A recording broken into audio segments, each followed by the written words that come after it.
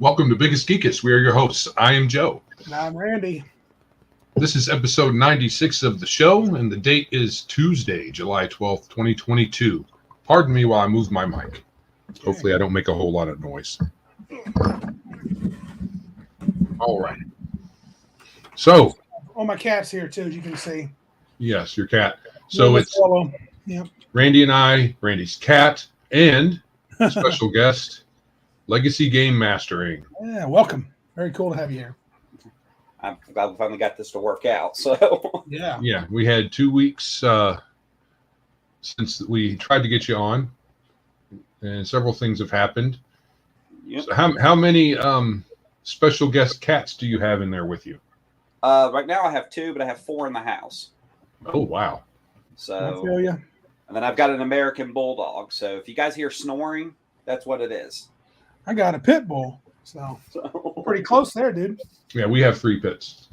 Yeah, good dog. I would love to have 3 pits, but 1, I don't have the room in the house. 2, I don't have the money. Yeah, they do eat a lot. They already eat more than I do. So yeah, hungry boy. All right, so a lot has happened over the last couple of weeks since Randy and I have both been on here. Yeah. I took a kind of bold stand and said I'm making a website competitor to Drive-Thru RPG. Got a little, I don't even know if you want to call it internet buzz, but a little. Yeah, I think you did, man. You were really. I watched your T-shirt and historian interview. I noticed they had like 5 guys there asking questions, but I knew I was out of town when I saw what Joe posted, and I was like, "Oh boy, this is probably going to be pretty. People will be pretty pumped about this." Are you having to get people to pump the brakes on folks? Like, this is not going to be out tomorrow. I don't want to, because okay, internet momentum is like herding cats. Yeah. Right. Mm-hmm. You know. I don't want to belittle anybody out there, but there are folks. That's how we are. Yeah. Oh, before I get going on this little topic, welcome to DVR Army. Yeah. We got folks from that YouTube channel busting in here and saying hi, but I wanted to thank you for the views and all that, whatever, all the stuff that you do over there, chasing down the scammers and poking them in the eye. Get those hippies, yeah. So I don't really want to pump the brakes. No, I was just saying, I mean, people are understanding that you're not going to have this up in like 2 weeks. That's what I'm saying. It's possible. Oh, are you on it, dude? Are you kicking butt and taking names? Okay. I would say I have a functional website.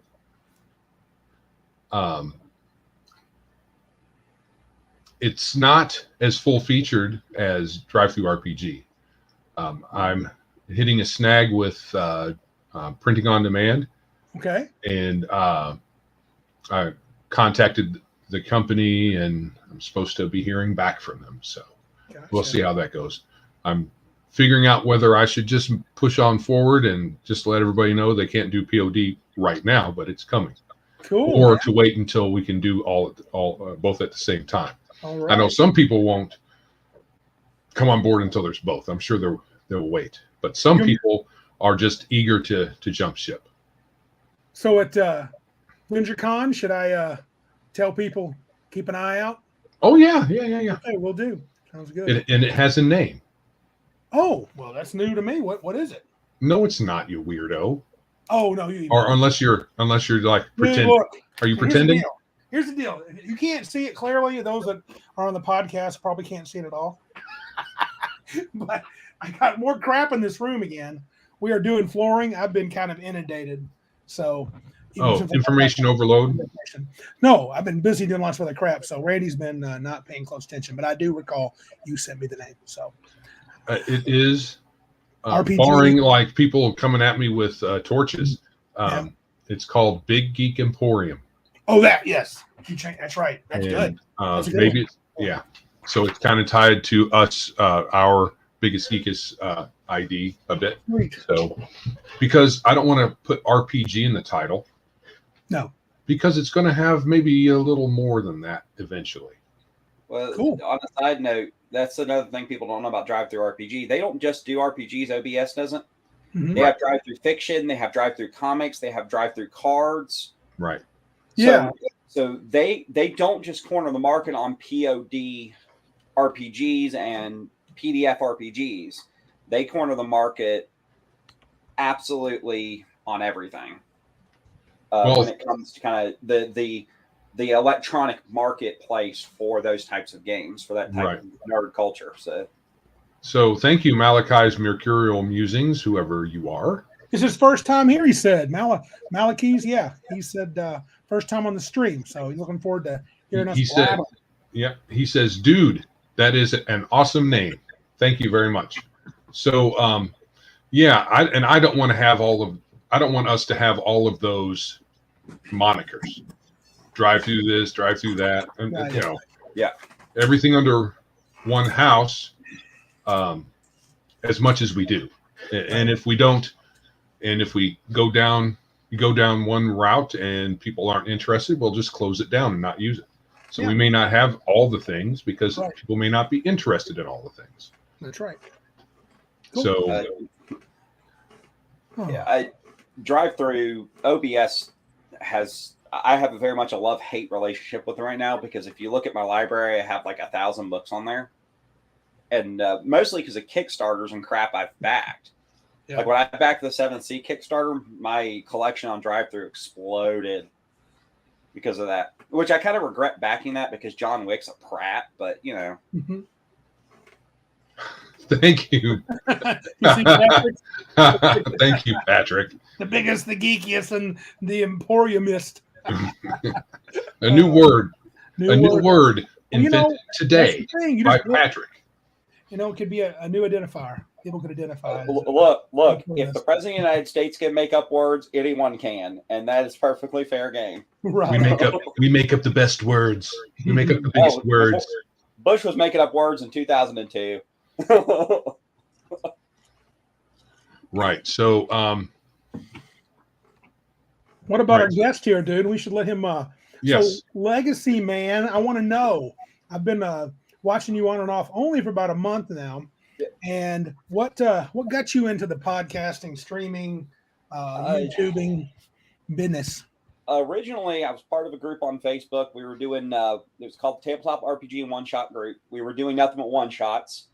As the name suggests, for the most part, everyone was running one shots, and we jumped into recording a lot of live plays.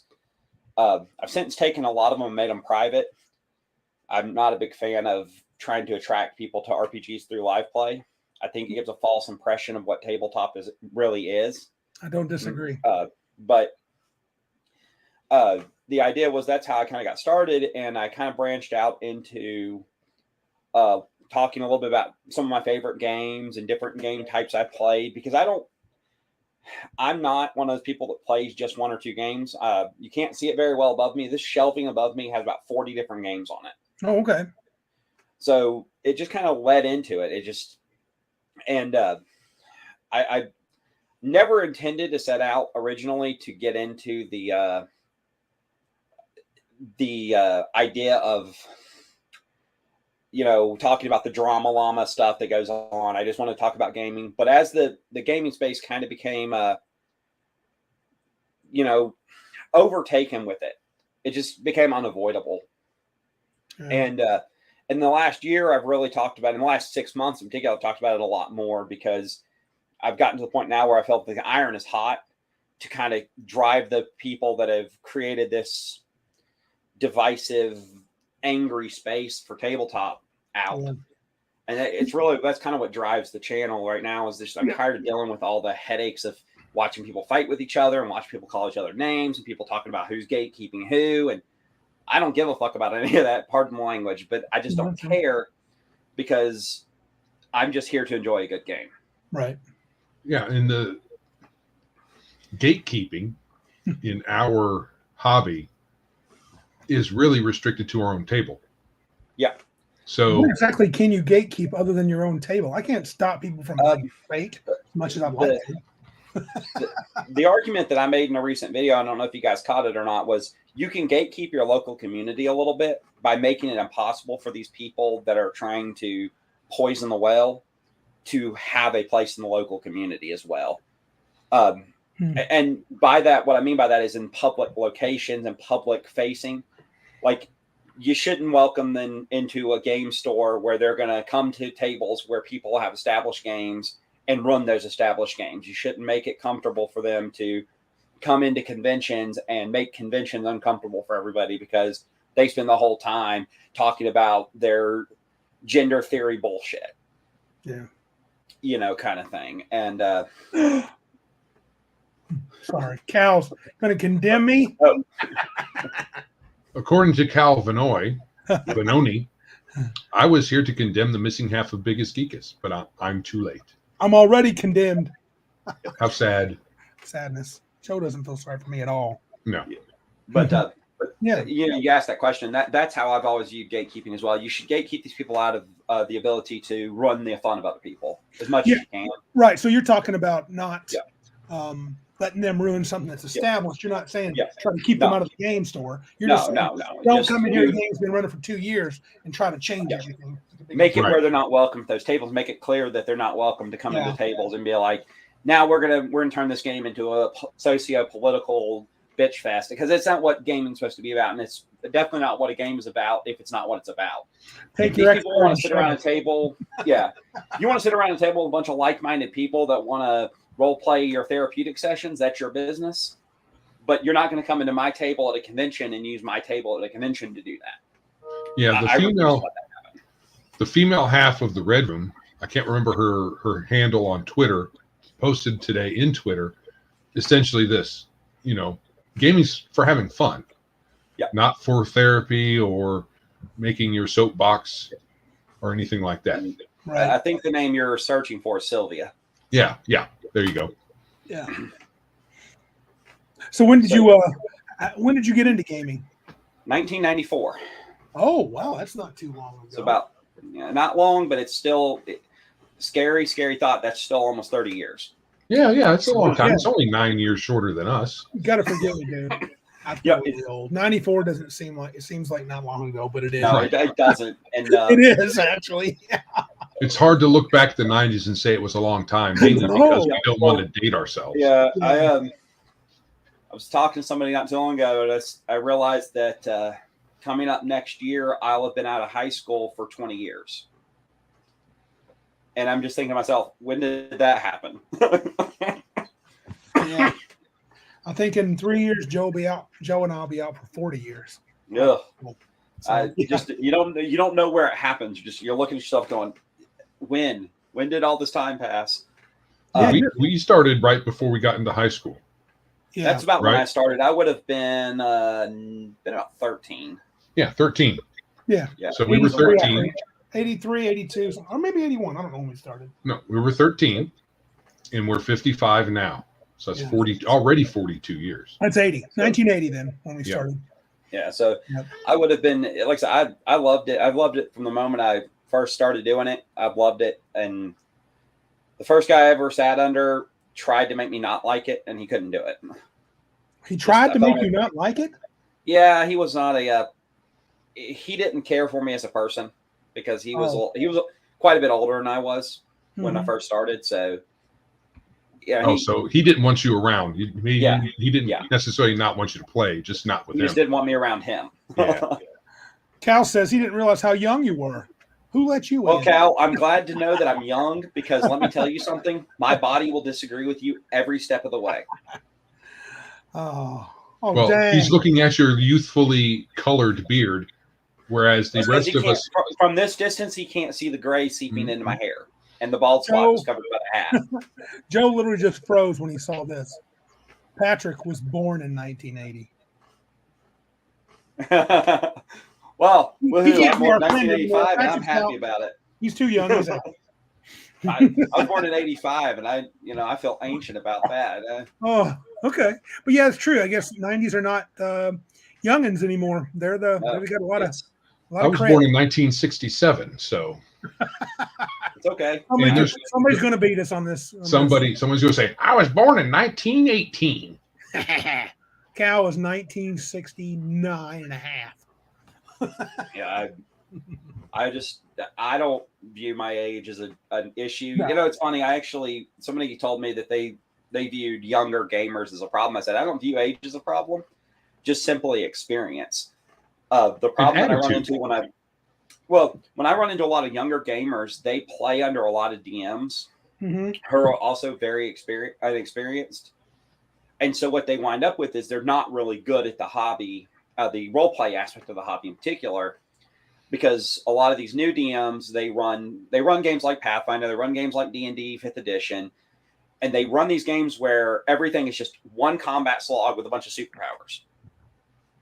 And so they don't ever have to worry about learning how to role play or how to interact with the roles or how to interact with things like charisma, and what charisma really means in a gaming context, all that kind of stuff. So they come and they sit at a table where I'm running, and I actually know how to use all that stuff, because when I started learning to play, D&D, being in D&D like that, you had to know all of that. You had to, there were things such as reaction rolls.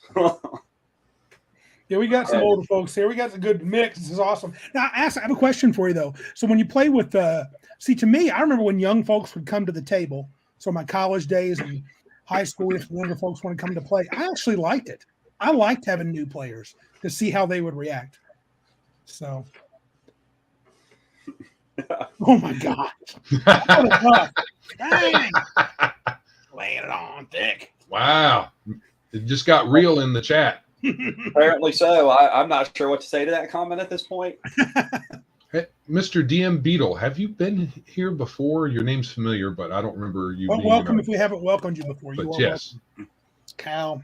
Thank you. Cal starting in 78. Him and Gary Gygax were hanging around. Oh, speaking of that, Joe or Legacy, have either of you listened to When We Were Wizards podcast? No. Not yet. That is very interesting. I'm gonna. It may not. It's more about Gygax's life. And it's a 10-episode podcast by a couple of dudes I haven't heard of, but they interview a lot. They interviewed his first wife, at least Ernie so far, and a couple of his daughters, and it's been pretty interesting. They've only got 2 episodes out now, but I would, if you have any interest in him personally in his life, it would be. I'm enjoying the crap out of it. So I'm sure that. I'm trying to remember his name now. Maybe I shouldn't say his name out loud. He might appear in the stream. Scott, Mr. Garibay. Dude, no, he won't. He will not like it because it is not like all. They show warts and all. Yes, Gygax was not perfect, Joe. I don't believe the only thing I really know about his life outside of his gaming stuff is he got excommunicated from the Jehovah's Witness Church. Yeah, he went out on. He supported things that Jehovah's Witnesses really didn't like. Like he was pro-gay people. Yeah, he went door to door and was had lasted one trip. He said he wanted to punch this one guy out who didn't treat him very well. Yeah, he if I'm not mistaken, he died a Methodist. But yeah, I do believe I'm not sure if it was Methodist or Catholic, but you might be right. I don't know. Yeah, he died. He died in a Christian denomination, part of a Christian denomination. Well, considering Jehovah, I don't want to embarrass anybody who's in the chat or subsequently listens to this, but a lot of Christian denominations consider Jehovah's Witness to be a cult anyway. They are a cult. Yeah. So, a lot of people would consider the move positive. So, since I grew up in the SBC, I can't say much about kid diddling, but because those who wear glass houses shouldn't throw stones right now. But SBC, Southern Baptist. Oh, they're going through their own things right now. Got a little crazy. Oh, that's because their leadership swept a bunch of high-ranking people molesting kids under the rug for 30 years. And they got some CRT action coming into there. Yep. But anyway, they're going through it. My dad's actually pastoring a Southern Baptist church right now. Okay. And he really wants to lead the convention, but convincing a bunch of people that are set in their ways to do that is not as easy as it sounds. Right. So, let's see. I'm going to start drilling questions at you. I'm drilling now. Get ready. So, be ready. I'm not sure I can handle that. I mean, if I had the light to shine on you. Yes. We need a dark. I'm ex-military. I'm used to it. So that light. We might have to waterboard you then. So, So do you consider yourself OSR or just old school, or I I'm know you old say school. legacy. Well, I'm old school. I do a lot of OSR gaming because OSR captures old school. But even in the OSR, I've kind of found a niche where I'm running specific games. My two favorites right now, of course, are going to be Lamentations. James Radji's game is just so simple and so easy to run. And then Castles and Crusades. Mm-hmm. I swear by Castles and Crusades at this point. I'm running a game mode for my group at the house, and they're currently killing gnolls, and the gnolls have almost killed us 3 times since I started the adventure. So okay, so I have got a bunch of that legacy. I got a pile right here in the corner of Castles and Crusades. Yeah, I really want to try it. It seems like it doesn't go crazy sauce with the 3rd edition stuff, but just enough to where I'm like, oh, I can see they got a little 3E in there. yeah. And then the rest of it feels very 2nd edition-y or maybe 1st edition-y. How does it play with the Siege engine, the 12 and the 18 and all that stuff? So so it's such a simple. The great part of it is the simplicity of the system, and I actually did a whole video on why I thought it was the best version of D&D. And it's because of that 12 and 18, the primary versus secondary, and also because there's no skills. So anything a player wants to do can be broken down into one of the 6 stats based on how they're describing what they want to do. I want to jump across chasm, dexterity. I want to top my way past guard, charisma. It's really puts the weight onto the castle keeper or the DM, whatever you want to call him. You can call him the castle keeper, to do a lot of the heavy lifting for the game. And then the idea being that if you're trained in that stat, if you have that as a primary stat, it's easier to succeed because it's just a 12 plus the challenge level of the task. So it makes it a lot easier. A lot of people have actually said to treat the way that they treat it is rather than treating it as a 12 and an 18, they just give, if it's non-primary stat, they just give a +5 difficulty or +6 difficulty. Okay. But it works out the same way. But the mentality of the game is very much 1st edition. Characters are disposable. You will die if you're stupid. Like something we discovered this not too long ago. You can't move and cast spells in the same turn. Yeah, that's old school. That's an old school rule. Yes. I've heard though. I'm sorry, Joe. No. On a quick internet search, because I was doing that after I bought the core, they said I heard one of the knocks is spellcasters get pretty awesome pretty quick. Is that true or not? We're just 2nd level. Oh, so our wizard is still kind of weak, but the way that they kind of counter that is the old school fill, which is wizards get 1 new spell per level they gain of any level spell they can cast. And then the second part is the only other way to learn them is you have to buy scrolls and memorize them. So you can really restrict spellcasters on what spells they can cast by not giving them easy access to scrolls. And then, honestly, yeah, a wizard at 7th level can cast these big, powerful spells, but what if he can't get access to them because he doesn't have the ability to learn them? Well, is there the old school chance not to learn it? No. It's well, technically there is because it's an intelligence check. Oh, okay. But wizards are always going to be that's their primary stat, so they're always considered primary in it. And the challenge level for it is equal to the level, I believe, of the spell you're trying to learn. So what you would do is it'd be 12 plus whatever level the spell is.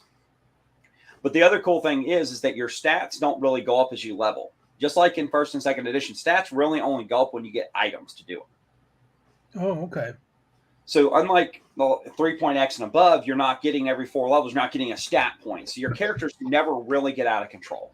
And because of that, it means that difficulty levels never need to get out of control either. Okay. A really hard task will be challenge level 7, 8, 9, somewhere in that range. So the 12 and 18 are bases to add something to. Yes. Okay. So like, take an example. Say you're trying to jump a chasm that's 6 feet across. And you're trained in dexterity, you're going to be 12 plus, say it's a 2 difficulty to jump across 6 feet with all your gear. It's a 14. You need a 14 or greater to beat it. Bam. Oh, okay. And it allows the GM to basically try to eyeball the difficulty. Same thing with everything you do in the game, including disarming traps. All traps are challenge level. So like, you're going to disarm a trap. It's challenge level 5 trap. Well, that just means you add 5 to the disarm. Oh, so it's a actually, thieves are useful at first level. They can be, as long as you're not trying to dish on something stupid. Well, I mean, in the old game, you had like at best like a 25-30% chance to disarm as a first level thief, and when you look at the base chances for these guys, it's like they got released from school only competent enough to kill themselves. Right. Don't remind me about having to spend 120% points in second level rogue skills, and then go to the tables to figure out what my bonuses and penalties are based on the armor I'm wearing and my dexterity. Oh my god, that still gives me nightmares at night. Cool. So yeah, it should be. I like some of the old. Just like I keep telling, my kind of mantra is I like the old school feel, but I'm not tied to the rules because some of the rules are kind of dumb. So and that. Go ahead. No, that's why I was drawn to the OSR, because the OSR is the old school feel, but they rewrite some of the rules to make more sense. Yeah.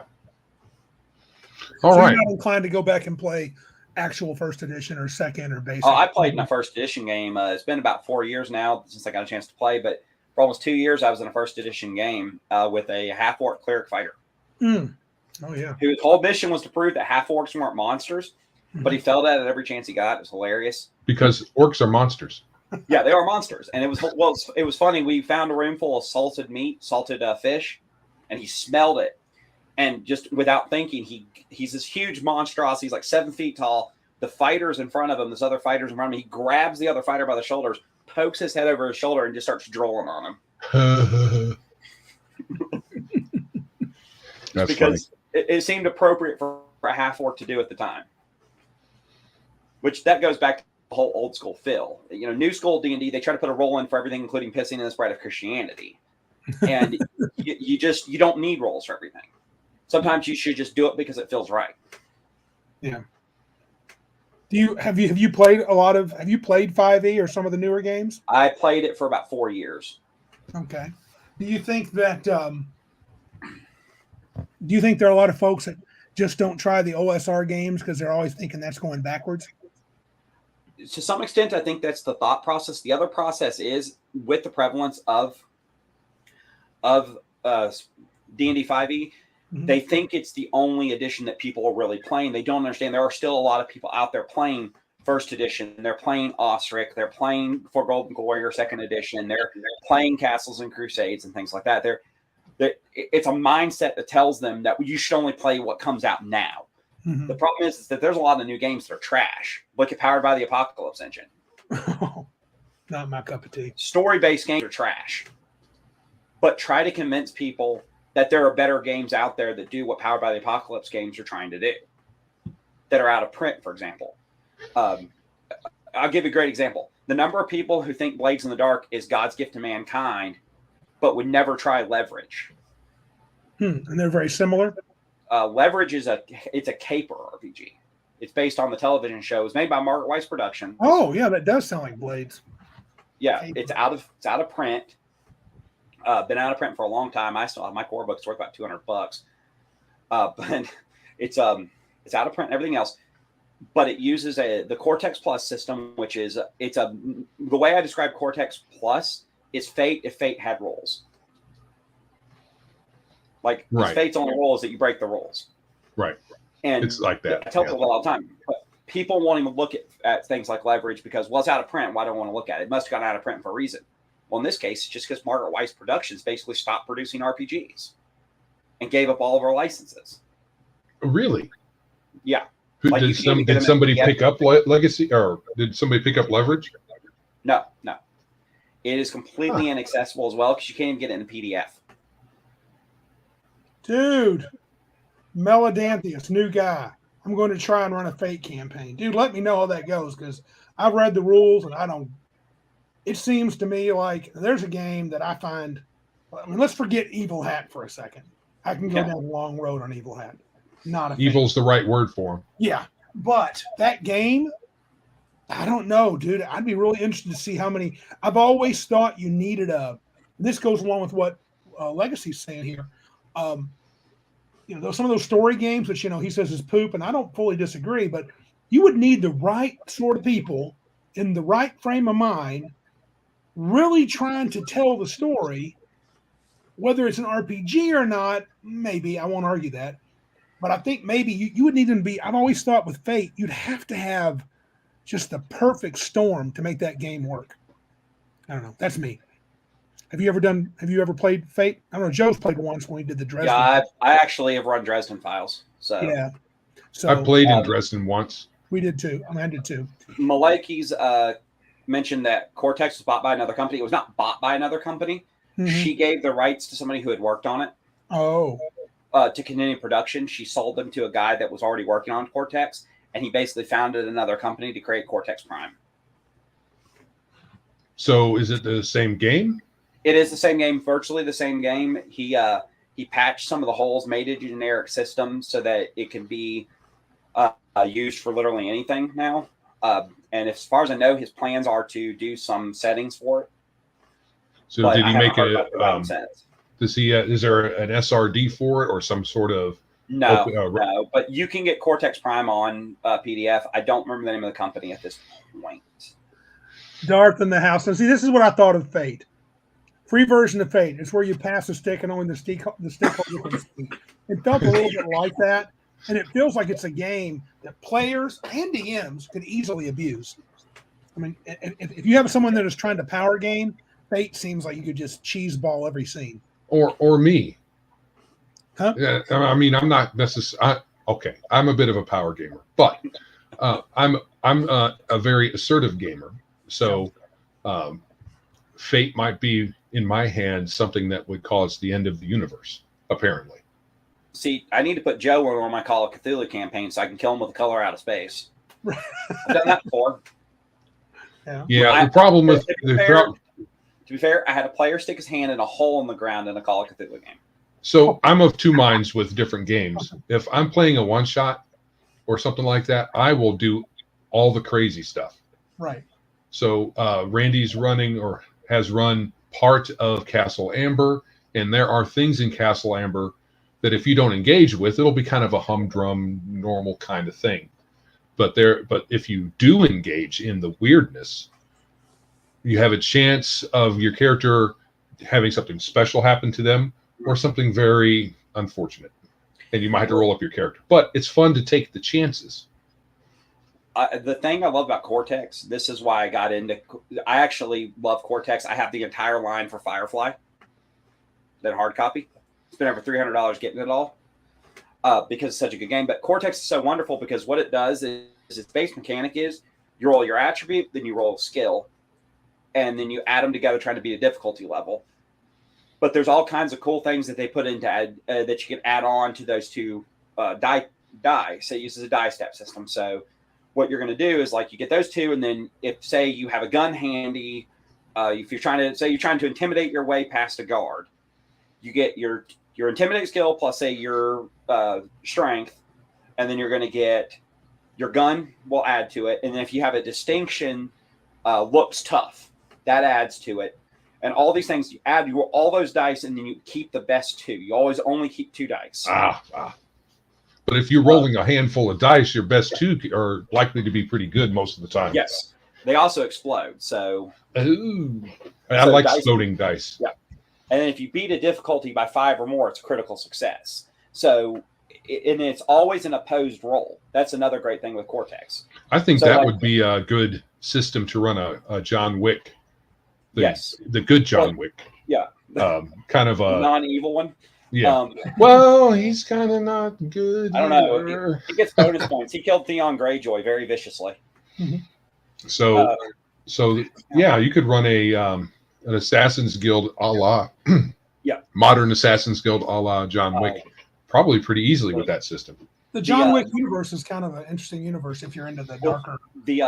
The Firefly system actually has a really cool new mechanic they latched onto it called the Big Damn Hero Die. And if you get a critical success, you get one die. You keep like to the side, and it's equal to the largest die in the pool that you succeeded on. So you get to keep it aside. At any point, you can spend a character point and add it to a roll, and it also adds with the other two highest die. Oh, So you would have like, 3 instead of 2. Yeah, and so you can do some really impressive things with these dice, and it's got a great. But the cool thing is the idea of distinctions versus, like in leverage, they don't even have skills. In leverage, they have the 5 rolls plus the 5 stats. So, like, if you're trying to get past somebody by smooth talking your way, you would use, say, charisma and grifter. Right. And like I said, distinctions are awesome because distinctions can help you when it comes in handy if you can justify how that works out, why it's important. You know, for example, if you're trying to say, oh, I want to do X, Y, or Z, and I need to act like I'm drunk. And then one of my distinctions, like Nate Ford has a distinction, former alcoholic. So on his character sheet, so he could say, well, I know exactly how to act like I'm drunk because I've been drunk a whole bunch. So he can add a D6 to his die pool for knowing how to act like he's drunk. Oh, that's cool. Hey, really neat. There was a line in the chat that reminds me, one, before I do us, head on over to Legacy Game Mastering on YouTube and give it a like, give it a subscribe, follow that thing, do everything good for that, for his channel over there. Also, subscribe to us if you haven't done that yet. If you're here and you haven't done that yet, please do that. Like, share the word. There's some new names in there that I haven't seen yet. Joe, I I'm gonna go definitely appreciate the shout out for that because I don't do a lot of self promotion on the channel. Yeah.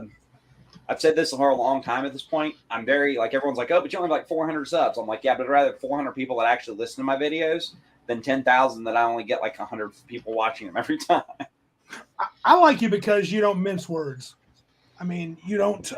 You just say what you exactly think. Whether or not whether I agree all the time, maybe not. But I like the fact you're just right to the point. I don't think you're allowed to do that. That's both my parents. That's my dad rubbing off on me and the military rubbing off at the same time. you just don't have the time to do that when you're in the military. If you mince words, at least when I was in, if you minced words, people got hurt. Well, there's that, and then you don't communicate well. Yeah, it's better to be. You don't have to be a dick, but you can be truthful and forthright, and just say what you're feeling without being a jerk about it. Well, we had a kid decided he was going to be a smart ass. We were on the 203 range, and he threatened to kill me. Oh, we were using live fire weapons on the range. Oh, that's no good. The instructors threatened to kill him. Wow. Because the instructor what? Threatened to kill him. Oh. Wow. Told him if he ever did anything stupid again, he'd shoot him. Oh. Because most people don't know this. On a live fire range in the military, all the instructors are armed. Yeah. They are armed. They're not armed because they need to shoot. They're armed because if somebody starts pointing a live fire weapon down range, sometimes the only way to stop something stupid from happening is disarming the person. Mm-hmm. You shoot them. Literally removing their arms. Yeah. You have to. Well, they try not to shoot to kill. They don't want to shoot to kill if they don't have to, but they will and can and will shoot you if they feel that you're presenting a clear and present danger to the rest of the firing line. Wow. And people don't know that. And so this kid threatened me, and talk about no nonsense. They blatantly told him, we will kill you if you ever do something stupid again. Wow. Because what he had done was actually a crime. It's actually a military crime. He threatened me while armed. I mean, he could have gone to prison. The instructors decided not to handle it that way. So that threat wasn't, well, if he was armed, that threat was legitimate. Yeah.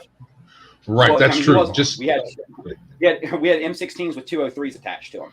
Right. Very much.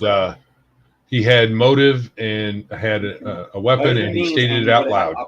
Yeah, he had motive and means, and he could have had the opportunity. Yeah. It's so like one of the things you learn. Just I learned this a long time ago. Don't like too many people are so happy trying to tell you what they think you want to hear. I actually went through this in college. One of my professors left me in his final notes. He actually emailed me as well and told me he appreciated me in his class because for the first time he had somebody telling him what they actually thought instead of what he thought they thought he wanted to hear. He said, I don't always agree with you, but at least you're honest. And I was like, not going to be anything else, man. I don't know how. Powder can only be disarmed twice, though. Technically 4 times, man. Ask Kurt Cobain. You can still pull the trigger with your toes. I'm going to go off script, Joe. You ready? Prepare. All righty. Legacy made a comment earlier. He said he started doing actual plays, and they were one shots. So, do you prefer one shots to full on campaigns? Depends on what I'm doing. If I'm trying to introduce new games, yes, Okay. because it can get people to try stuff that they wouldn't otherwise try. But if I'm running for like a group of friends or something, heck no. I want to do a full on. We're gonna sit down. We're gonna do character creation. We're gonna do all the work that we need to do. We're playing for a little while. Yeah. One of mine and Joe's big reoccurring discussions, and we come up with, we both like high level play. How about you? Are you going to take the Castles and Crusades guys from 1 to 13 in the book or beyond? I haven't figured that out yet. My goal with this, what I'll probably do is I do my games by arc, and then I'll kind of put them on hiatus. Okay. Because I like to play a lot of different types of games. So what'll happen is I'll probably take them to about 5th to 7th level, and then let it rest for a little bit while we do something else for a little while. And then if we get the gumption to go back, we can go back and pick up those same characters and do another arc with them. When you do something else, gaming. Yeah. When you do something else, do you prefer to be like, if you DM'd an arc of Castles and Crusades, would you rather be a player in the next game of Cortex or whatever? No, I am a forever GM. I have long ago accepted that. It doesn't bother me. You're the forever GM. Yeah, it's fine with me.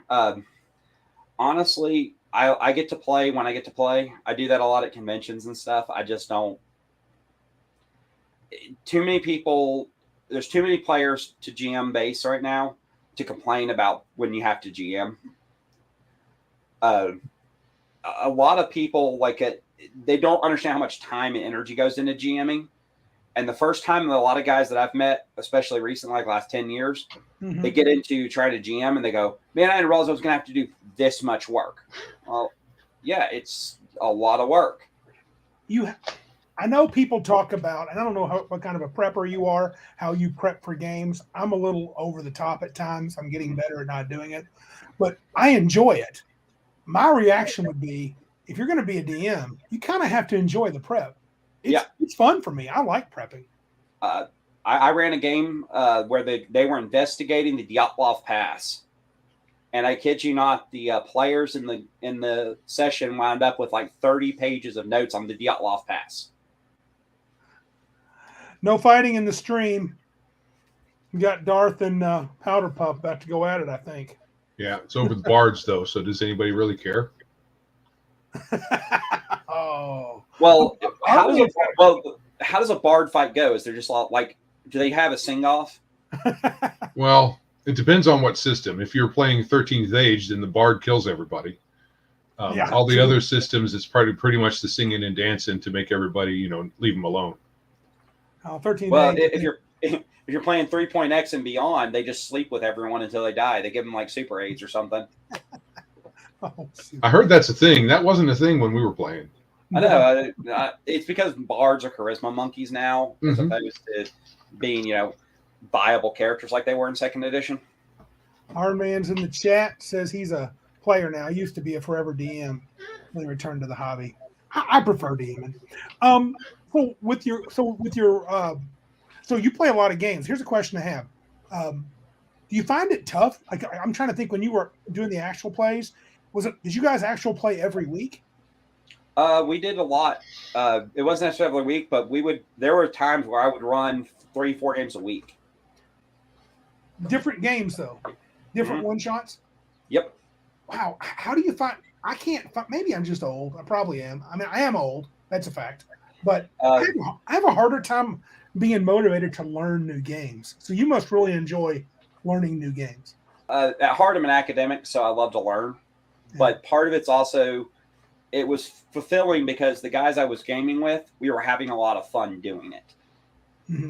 We were running a drop-in, drop-out L5R campaign at one point, where we were running 3 games at L5R a week, sometimes with 3 different DMs.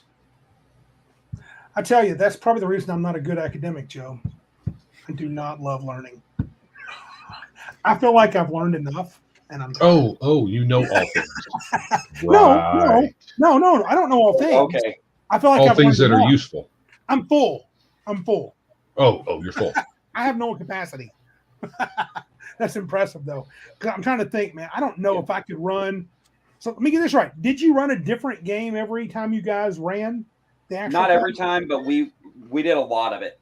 Okay. What normally would happen is we'd find a game system, and it happened across multiple people, where there seemed to be a groundswell for it. Like when Shadow the Demon Lord first came out, there were 3 of us that were running that game like clockwork. Oh, okay. Because we all loved Shadow the Demon Lord. Such a great game, by the way. Shaw is a mastermind of evil proportions. Mm-hmm. And by the way, any game that has a spell which causes your testicles to fall off. Oh my god. He has a spell that you crap yourself to death. Someone talked about that. Was it T-shirted that mentioned that once? Yeah. It's it is evil proportionate. Great system. Very simple system because characters are super disposable. Oh, Iron Man. You get to a certain age, you just don't care to know everything. 20 years ago, I could tell you everything about the computer. Now I just use the thing and don't care. I'm with you, dude. Except you never knew everything about a computer. Right. But I did know everything about. I never knew everything about anything. But you know what? I studied law for fun, so I'll let you know if I ever find everything out about it. Dude, when you do, let me know because I'd like to get it from you. So I don't have to because you know what happens next year. There's going to be another 20,000 pages added to the tax code. Right. Yeah, you must. That's not something you can know forever. It changes. No. Or just look at the U.S. code, U.S. code at the federal level. I don't think anybody knows all that. 60,000 pages of federal law. You know, and there's only 5 areas of law that by the Constitution that the government should be concerned with. Well, by the Constitution. The area I mostly focus in is civil liberties and administrative. So to say that I've embarrassed the VA a couple of times is kind of funny. I actually just beat them at their own game. They decided they were going to play pussyfoot with trying to assign me to a new doctor. I threatened to sue them for malpractice, and within a week and a half, I had a new doctor. Because I told them I wanted to speak with their legal team and everything else, and all of a sudden they didn't want to play that game anymore. Right. So, well, you talk about legal this, legal that, and you sound half competent. Everybody gets scared. Well, also once their attorneys get involved, their attorneys are just going to say, "What? You just fix this by giving them a new doctor. Just shut the hell up." Right. How hard is that? M, Malachi's Mercurial Musings. You got a new fan. He wants to play at your table. You play online. Apparently so. We've had a lot of fun at the table. Like I said, our at home group right now, we have a running joke that I won't let my players have pigeon bombs. Have what? Pigeon bombs. They want to make pigeons into remote bombs. Oh my gosh. I learned my lesson about that when my group decided to seal goblin skulls with wax, fill them with lantern oil, and throw them at the BBEG. Oh my. So. Well, they could do that. Well, I guess if you throw enough goblins at them, then they have free containers. Yes. Yeah. And then they were like, well, it started weird. They're like, we're taking the goblin skull. I'm like, okay, whatever. I'm not thinking about it. Okay, we're going to buy wax. Okay, something's going on. And a lot of lantern oil. Okay, whatever. I'm not connecting the dots. Mm-hmm. They get to the BBG, they run around the wall. The wizard's throwing spells at them and trying to kill them. And they're like, okay, he cast web, so he can't walk up on them. And they can't walk up on him. So I'm like, okay, I know how it handles. Wax. Takes them 3 turns to do it all. Like, it's going to take like 3 turns. I'm fine with that. Light it on fire, throw it to the web, burns the web down. So then they light him on fire and then charge him. And I'm like, come on. Burn it with fire is almost always a good strategy. Oh, yeah. Especially when you're fighting a necromancer. Oh, yeah. He's all dry bones. I have a game. I've got a story. My friend Mike Yao was running this in a game of his homebrew game. They actually, I'm going to plug it here because I still love it. If you guys get a chance, check it out. Savage Kingdoms, available on drive-thru. I hate drive-thru's guts, but because it's Mike, I will say pick it up. But he will never let me have camels again. Mm-hmm. We were waiting for somebody to parlay with a group of cat people. I got impatient, so I stampeded all of our camels into their front gate while riding a horse behind them and shooting arrows. I'm not allowed to have camels. That is one of the things that I think old school style of play encourages out of the box thinking. It's funny because we've talked about a cabin con on here, which is where we have a get together with about 20 of our best buddies every year. And we got a couple of people that still have that mentality. And at first I was kind of annoyed because they were heavy into Pathfinder and third edition. And those games are a rule for every situation and a situation for every rule. So they were trying to think way outside the box. I'm like, man, I'm constantly have to find how the rules intersect with your thinking. When back in the day, I wouldn't worry about that. I just decide, okay, that might work. Here's a percentage chance. Let's roll and see. Maybe you surprise them. Maybe you didn't. Maybe that worked out good. Maybe it won't. Maybe you can use the goblin skull bombs and it'll work out. Well, and this is the thing about a goblin skull bomb is just a container with wax and oil. That's no big deal. But when people want to glue together 15 different things and then throw it at essentially glue and then have multiple of them, I'm like, did you do any testing, prototyping, figuring out how this was going to work? Maybe because there's like designs for having an arrow with a portable hole and a bag of holding. You shoot the arrow, and then when it hits, the portable hole is supposed to go into the bag of holding and blow everything up. Yeah. Well, how do you know? I mean, do you have precision equipment that's going to ensure that when you shoot it is going to do that? Should there be a percentage chance? I mean, that's a lot of money to spend, especially when they want to do it multiple times. And I'm like, are you going to find multiple portable holes? And I mean, where are you going to get all this crap from? But that's a Pathfinder kind of mentality. And I mean, you do it once, it's cool. Yep. But then you have some assembly line making them for you, then it becomes kind of weird. We had a 3.x game where we had worked out how to turn the Warforged into give them a permanency, extra dimensional space. And I was playing a Lich. We were going to stuff the Lich inside of the Warforged at the beginning of every combat. He was just going to open his chest cavity and out was going to pop a Lich, which should have guaranteed us surprise every combat. Were you a very small Lich? I was an Irda. I was a troll. What? Oh, extra dimensional space. So it doesn't matter. Yeah. As long as your head gets. Just as long as you could shove me in. And so after every combat, you shove the Lich back into the Warforged. Well, hopefully it's comfortable in there. Idea. He wouldn't let us do it.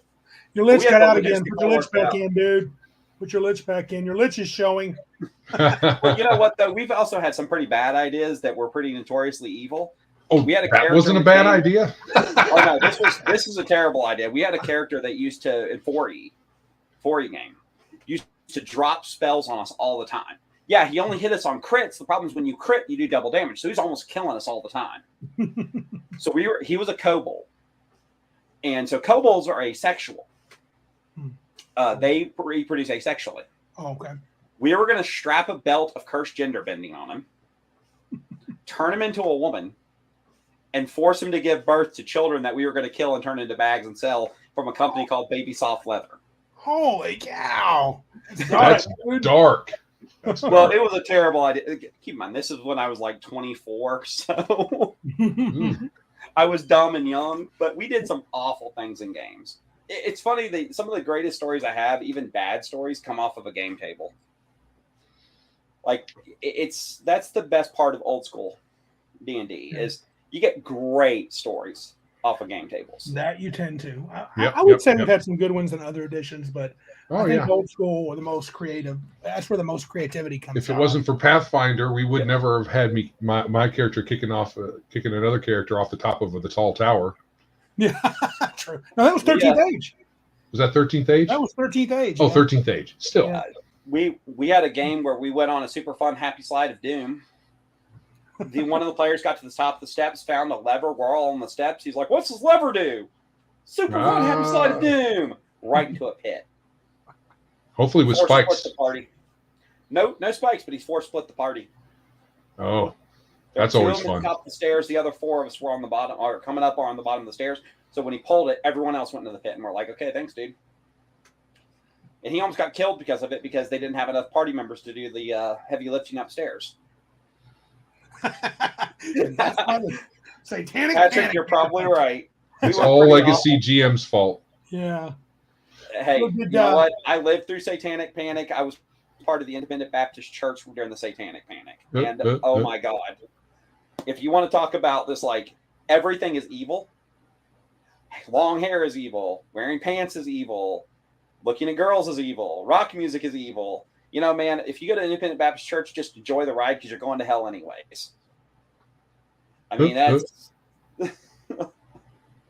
so what would you say your go-to game is? My favorite game right now, of course, like I said, is Castles and Crusades. My go-to, I'm going to argue, honestly, still second edition. I have a crap ton of stuff for it. I would love to run it again. It's really hard to find people that are willing to give it a chance, though. Like I said, the new school gamers have a really negative connotation of second edition, but it has wonky mechanics. No more wonky than fifth edition's mechanics, I promise you. But reverse armor class and Thaco. So what? Thaco's easy to figure out. You're just making it harder than it has to be. Well, didn't they ditch the armor, weapons and armor table in second edition? God. But that was a wonky rule from first edition, which I prefer over second, but that's a personal issue. But I don't like that too much. No, I don't know anyone who liked that table. That table was designed by Satan himself. Well, if you were a monk, you couldn't hit anything. Yeah. Because you got big penalties on anything with more than leather armor. Yep. But it's unarmed, it's just ridiculous. Yeah. So do you have a group? Currently a group that plays with you? Yeah, I got a small group that games at the house. Cool.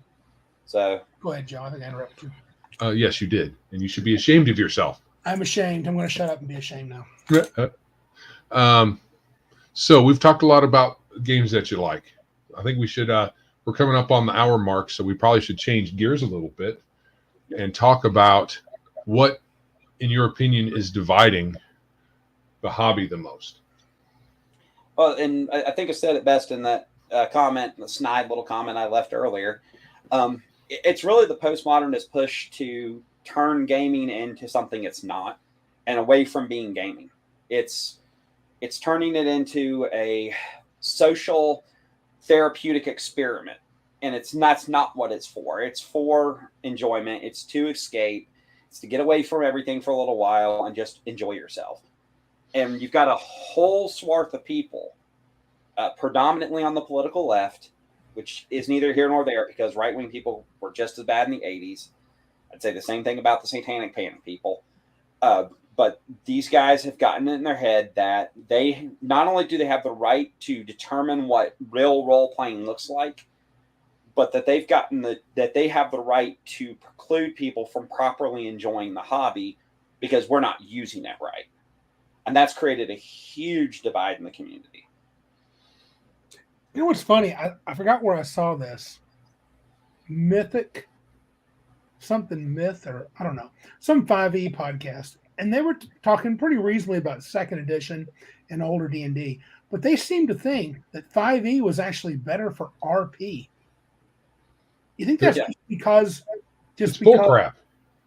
I don't understand how that could be better. I mean, you don't need it. No, there is no system there is no D&D version that is better or worse for role playing. Yep, because you don't need rules for that. I mean, some of us consider playing the game role playing. Yeah. Right. But if we're talking about the acting out your character part, getting into your character part and getting involved in discussions with the NPCs, you don't need anything for that except for your mouth. Well, in some games do engender role play opportunity a little better than others. For example, you're never going to get the role play opportunities in 5th edition that you're going to get in Call of Cthulhu because Call of Cthulhu depends on you role playing out scenarios versus just rolling a bunch of dice.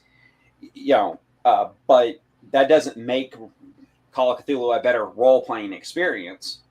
It just means that's what it's engineered towards. It's created for. Right. Well, because combat is downplayed in that game because you're not. Yes. You're asking for trouble if you're fighting everything. I was going to say the joke that I always run with is In Call of Cthulhu, if you're in a fight, you're doing it wrong. Yeah. If you open a book, you're wrong. Yeah. Well, no, you're right, but only in the crazy sort of way. You go down in the basement, you're wrong. You walk away from your friends, you're wrong. But if you do all the right things, you won't have a call. There won't be a game. I'm not sure how familiar you guys are with Mr. Welch, but he has his list of 1001 things he can no longer do, which are hilarious. By the way, if you get a chance to look them up and read them, one of them is Mr. Welch. He has one, and it's my Call of Cthulhu character cannot start with a pre-existing hatred of cutlery, books, and something else.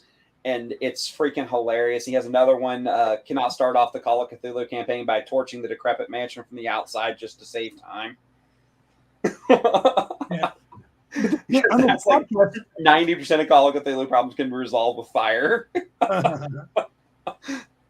thought, now that I think about it, I think the way they were talking about role playing, though, they were talking about getting into what their characters. They didn't say psyche, but just what you said, a kind of a therapeutic approach to role playing. And I'm like, because they didn't use those words, but now that I think about it, I think maybe that's what a lot of the 5e people mean when they say you role play more. They're now worried about what their character's inner emotional struggle is, rather than going out and adventuring. Yes. Well, what it really comes down to is I think you see the biggest part of this divide started, and I'm not going to get into like personal politics about it because it's not necessarily personal politics, right. But I think you really saw it at the start of the Trump era, because I think Trump broke a lot of these people. Oh, sure. I mean, look at Steve Jackson's recent statement. If you have not read that, by the way, guys that are watching this, go read his statement. It is certifiable, that guano crazy. Yeah, we got a couple of points on that later on. We're going to talk about that today, yeah. I didn't really notice it until about that time, but my head was somewhere else anyway. But I don't disagree.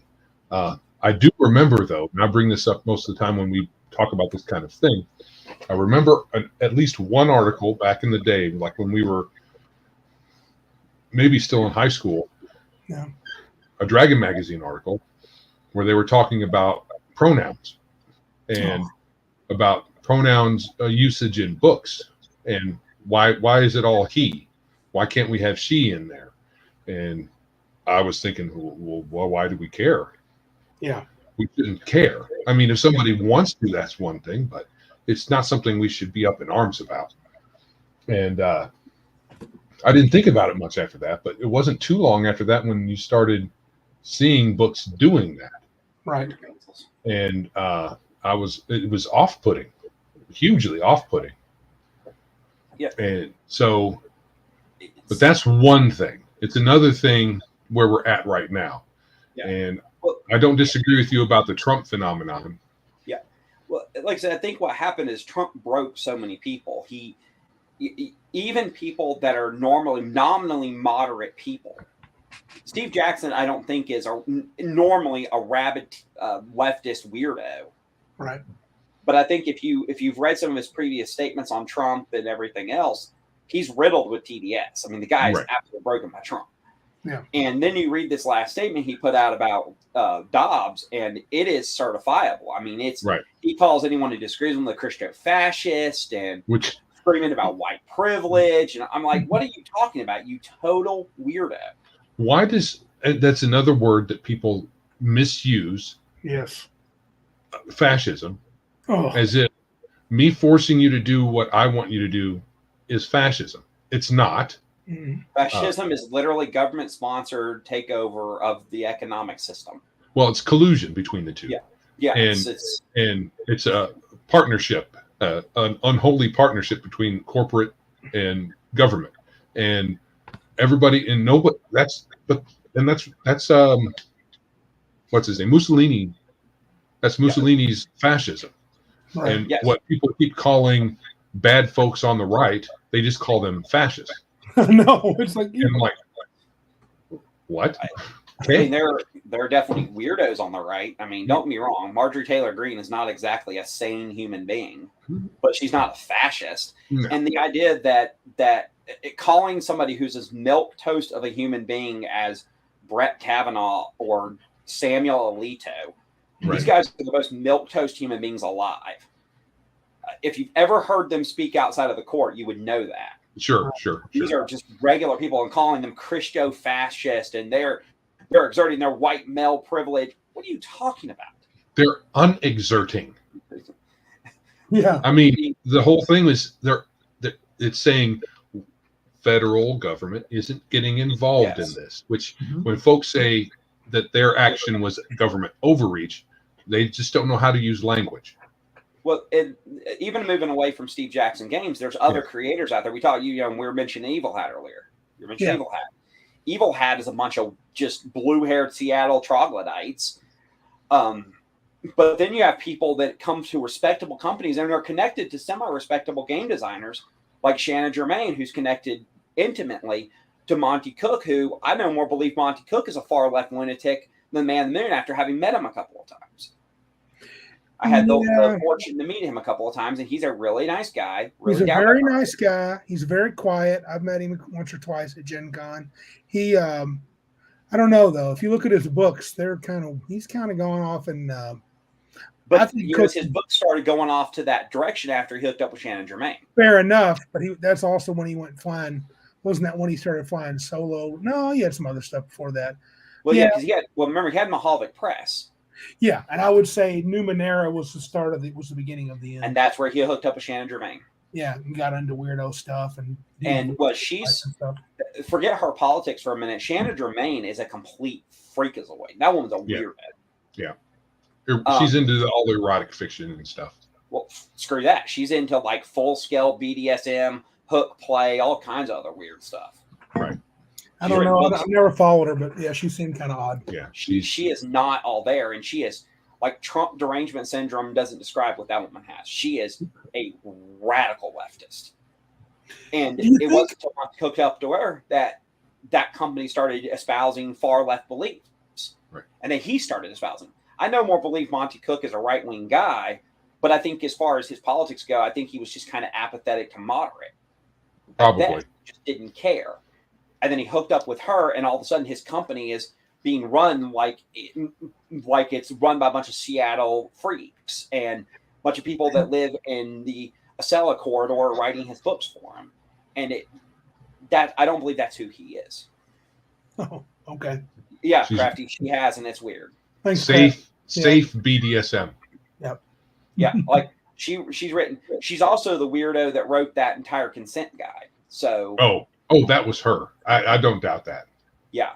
So she helped write it. It was her and Sean. What's his name? Dang it! Max found us. He said, "Crap! I didn't get a notification. We had that plan, dude." Yeah, it was the whole plan. He ruined it. Glad you're here, Max. But yeah, if you get a chance to look at some of these other game companies though that are coming out in support of like the Lilith Fund recently, Green Ronin. Green Ronin is a bunch of lunatics too. Well, you had that whole list of folks that signed the "We don't like Trump" list, whatever it was. I read that list, and most of those people, the former CEO of Decipher signed that list, like he still has some relevance. Okay, dude, remember, you got run into the ground because you let yourself get embezzled from 3 different times. Nobody cares what you think. Right. So but there were some names on it that were concerning, like Steve Jackson. Yeah. Shannon Germain signed it. There were some Green Ronin staff signed it. Yeah. So there were some names on there. But then, I think of game designers like Mike Pondsmith. Mike Pondsmith, I think, absolutely embodies what somebody who very likely has left-leaning views. Quite all right, bro. But somebody who very likely has left-leaning views, but doesn't infuse everything with his politics is like when they tried to tell him how he needed a more minority representation and everything in Cyberpunk 2077, he told him to get bent because he didn't need to hear about racism because he's freaking black. Dig this. I don't want Patrick to elaborate unless he just wants to, but I remember the story he told me. Green Ronin crossed the line at Gen Con. My wife had to find private bathrooms because of them. I'm guessing they were telling their trans employees just to use whatever bathroom? Probably. So, the problem isn't necessarily that people are left or right. Right. It's that they want to let that influence their game companies in some kind of way that's overt. I don't care if the that a Thirsty Sword Lesbians game was made per se, but then they had to put their kind of disclaimer or whatever it was called on the back that said, unless you affirm our gender sexuality thing, you can't play our game. Yeah. So that, Peace out. Good for you. Thanks for letting me know. Yeah. So when you do stuff like that, I'm actually not telling people don't do that. I'm saying it tells me what to do, as in I'm not playing your game. Actually, now that I think about it, I am glad they do that. Yeah. Because it tells me exactly who I don't want to give money to. Mm-hmm. And everybody you've named, I will not buy their crap anymore. Well, and that's where I'm at. I have a list of game companies I don't buy from anymore. Right. I'll tell you don't give your money to people that hate you. Yep. 3 companies I will buy from without question right now because they've never been political. Free League Publishing. Absolutely, unequivocally buy Free League Publishing. Even with the misstep with removing the CSA and stuff from Deadlands, Shane Hensley overall does not use this company for politics, so I will absolutely buy Pinnacle. Unless that changed or somebody can point me where that's changing, my most recent understanding is he doesn't. Correct. And Shane said he did that on his own personal opinion. He wouldn't apologize for it, and it wasn't the end of the world. That was just a choice he made that I didn't necessarily think was a good idea, but I like how Shane didn't hide behind some kind of bullcrap. He just said, "Look, I want everybody to feel welcome to my game, and I don't want to hurt anybody's feelings, and so we're getting rid of it." You know what though? Savage Worlds is supporting Monster Hunter International right now. Mm-hmm. So anybody supports Larry Correa gets bonus points. Yeah. So it's a fantasy world. Yep. So it doesn't need to have Confederate States of America in it. Yep. It doesn't need to have anything like that. He can and you can always reinsert. Nothing stops you from using the old war with the new rules. Nothing. Yeah. Right. Now, the third company I'll buy from 1,000 times over right now, without question, is Hero Games. Stephen Long and them have never said anything political. Are we talking about the Hero System? Yeah, Hero System. Okay. No. Yeah. All he ever wants to do is publish his game. He doesn't give a crap about anything else. Now, do you think here's an interesting question? When Joe gets back, it'll be a. He's grabbing the Monster Hero book that you can use to as a double as a brick, so you can beat people with it. Oh, I think he does. I think he's getting that. Is that what it is, Joe? The Monster. Oh, wow. Yep, I called it. So Joe now has a weapon in his hand, so everyone stay away from him because if you get him angry, he can knock you out with that 8-pound brick. You need to bring that over Wednesday, Joe. I want to compare that to my Weird Frontiers book. This is what we in the old days called a mule choker. I have a book I have Hero 6. I've got both Champions Complete and I've got Fantasy Hero Complete for 6. Malachi's right. Trolls are good people. Castles and Crusade folks. Oh yeah. Troll Lord Games. Oh, I thought you were saying trolls in general. I'm like, no, those are monsters. I think he's talking about the creators of CNC. Troll Lords, yeah. So for the people that are listening audio, I just showed my Hero System 5th edition revised book. It's hardbound. It's about 3 inches thick. Oh, it's a bruiser. You know what? This game company may be a total, complete mess of a rule system. It's beyond supernatural. Oh, okay. But you know what? I never have to wonder if Kevin Sims is going to wander into some political rant someday. So far. No. So far. He's never done it. Wow. All he do is produce his badly produced books. Max is claiming that's nothing compared to Battle Lords of 23rd century, 7th ed. Is at least 2 times more massive. Wow. Well, after your review of that, Legion, I decided I was never going to buy it. I'm pretty sure you guys had kind of it was not there was a lot of problems with it. So I'll stay away from that. Plus, I'm not dropping that much money on it. Well, this little collection right here has turned out to be one of my favorite little games. Talk about companies that are not political, don't do much. Dragon Warriors by Serpent King Games. Okay. So what they did is they took all the old books from the 80s, Yeah. and they reorganized them, cleaned up the language, and they put them in one book. What is that again? Dragon Warriors. Dragon Warriors. Oh, I've never heard of that one. That's a British game, right? Yeah, old British game. Yep. And so when you say they've taken the old rules, you're talking about the old Dragon Lords rules. Dragon Warriors. Dragon Warriors. Dragon Warriors rules. I don't know if you remember this, Joe. You remember the old 80s? They came out in the 80s. They were in paperbacks, like mass market paperback size. Yep. And there were like 8 of them. Yep. But they cleaned the rules up. They wrote it down as a brand new game. Absolutely love Dragon Warriors. And I'm telling you right now, they barely have a footprint online. Much less do they go out there and be like, we have to say something because somebody's talking about something political. We don't care. I agree with Crafty. Yes. Better to be an ass than be political. Yeah. I don't care if you're a douche. You can be a jerk guy and make good games. I might still say, if you want to talk about being a douche, we could all get in that conversation because I think the club has jackets. I mean, we've all been there. Here's something I've been thinking about, though. As much as we all rant and rave on this, and I'm not saying we're wrong. In fact, I'm saying we're right. I'll rant and rave with you. How many people do you think, though? I think and this is probably because face-to-face, everybody's super brave on the internet, even here. Yep. If you were to meet these people and sit down with a lot of gamers that are supportive of this, I think I feel like I would find common ground and be able to play. I do think so, of the majority. Now, I'm not talking about all the blue check marks. I'm talking about the little more regular people that just say, I agree with all this.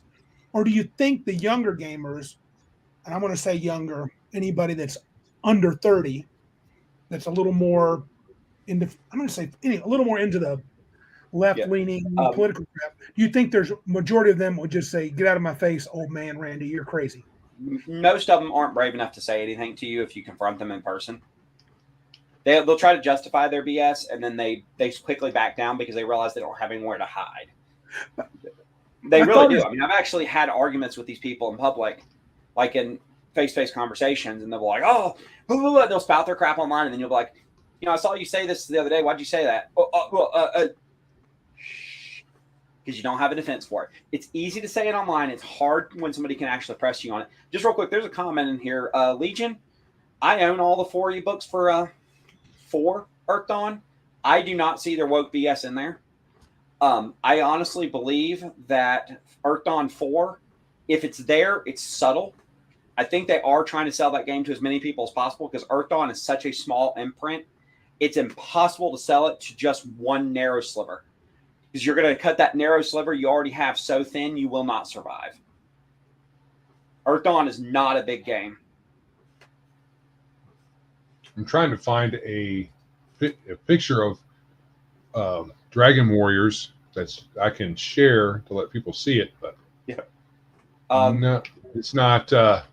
None of the images I can find I can make big enough to make it worthwhile. But it's a really good game. It's a really fun. It uses either 2D10 or 1D20 to resolve everything. So is that are those recent rewrites or? I think the original rewrite was 2010. They haven't had to rewrite it since. Okay. It's using. Is it still in print? Yeah, it is still in print. It's POD now unfortunately through Drive-Thru RPG. But that's what you were saying. That's right. Yeah. Legion, I'm not arguing with you on whether or not that's your game. I'm just saying, having all those books, you can correct me later if you want to. I'd be happy to have a conversation with you on Twitter or whatever, on DMs, if you can point me to some of the stuff where if it's leaked in there and I've just missed it or something. I'm not going to argue that it's not there. I haven't seen it as an overwhelming thing. So, well, and this is the thing. I believe what Legion of Myth is referring to is the they/them pronoun usage as a clue, something like that. But and maybe some yammerings from their company employees. Who knows? But he's given some examples. So right. So it's going to derail the stream. Yeah, this isn't an Earth Dawn stream, but what would be cool is to have you two sit down on a stream and talk about it, and that would be fun to watch. Just saying. No, like I said, I'm perfectly accepting of the fact that it's there. I try not to read too deep in anything anyone writes. It's like everyone's been griping about the changes to RuneQuest for years now.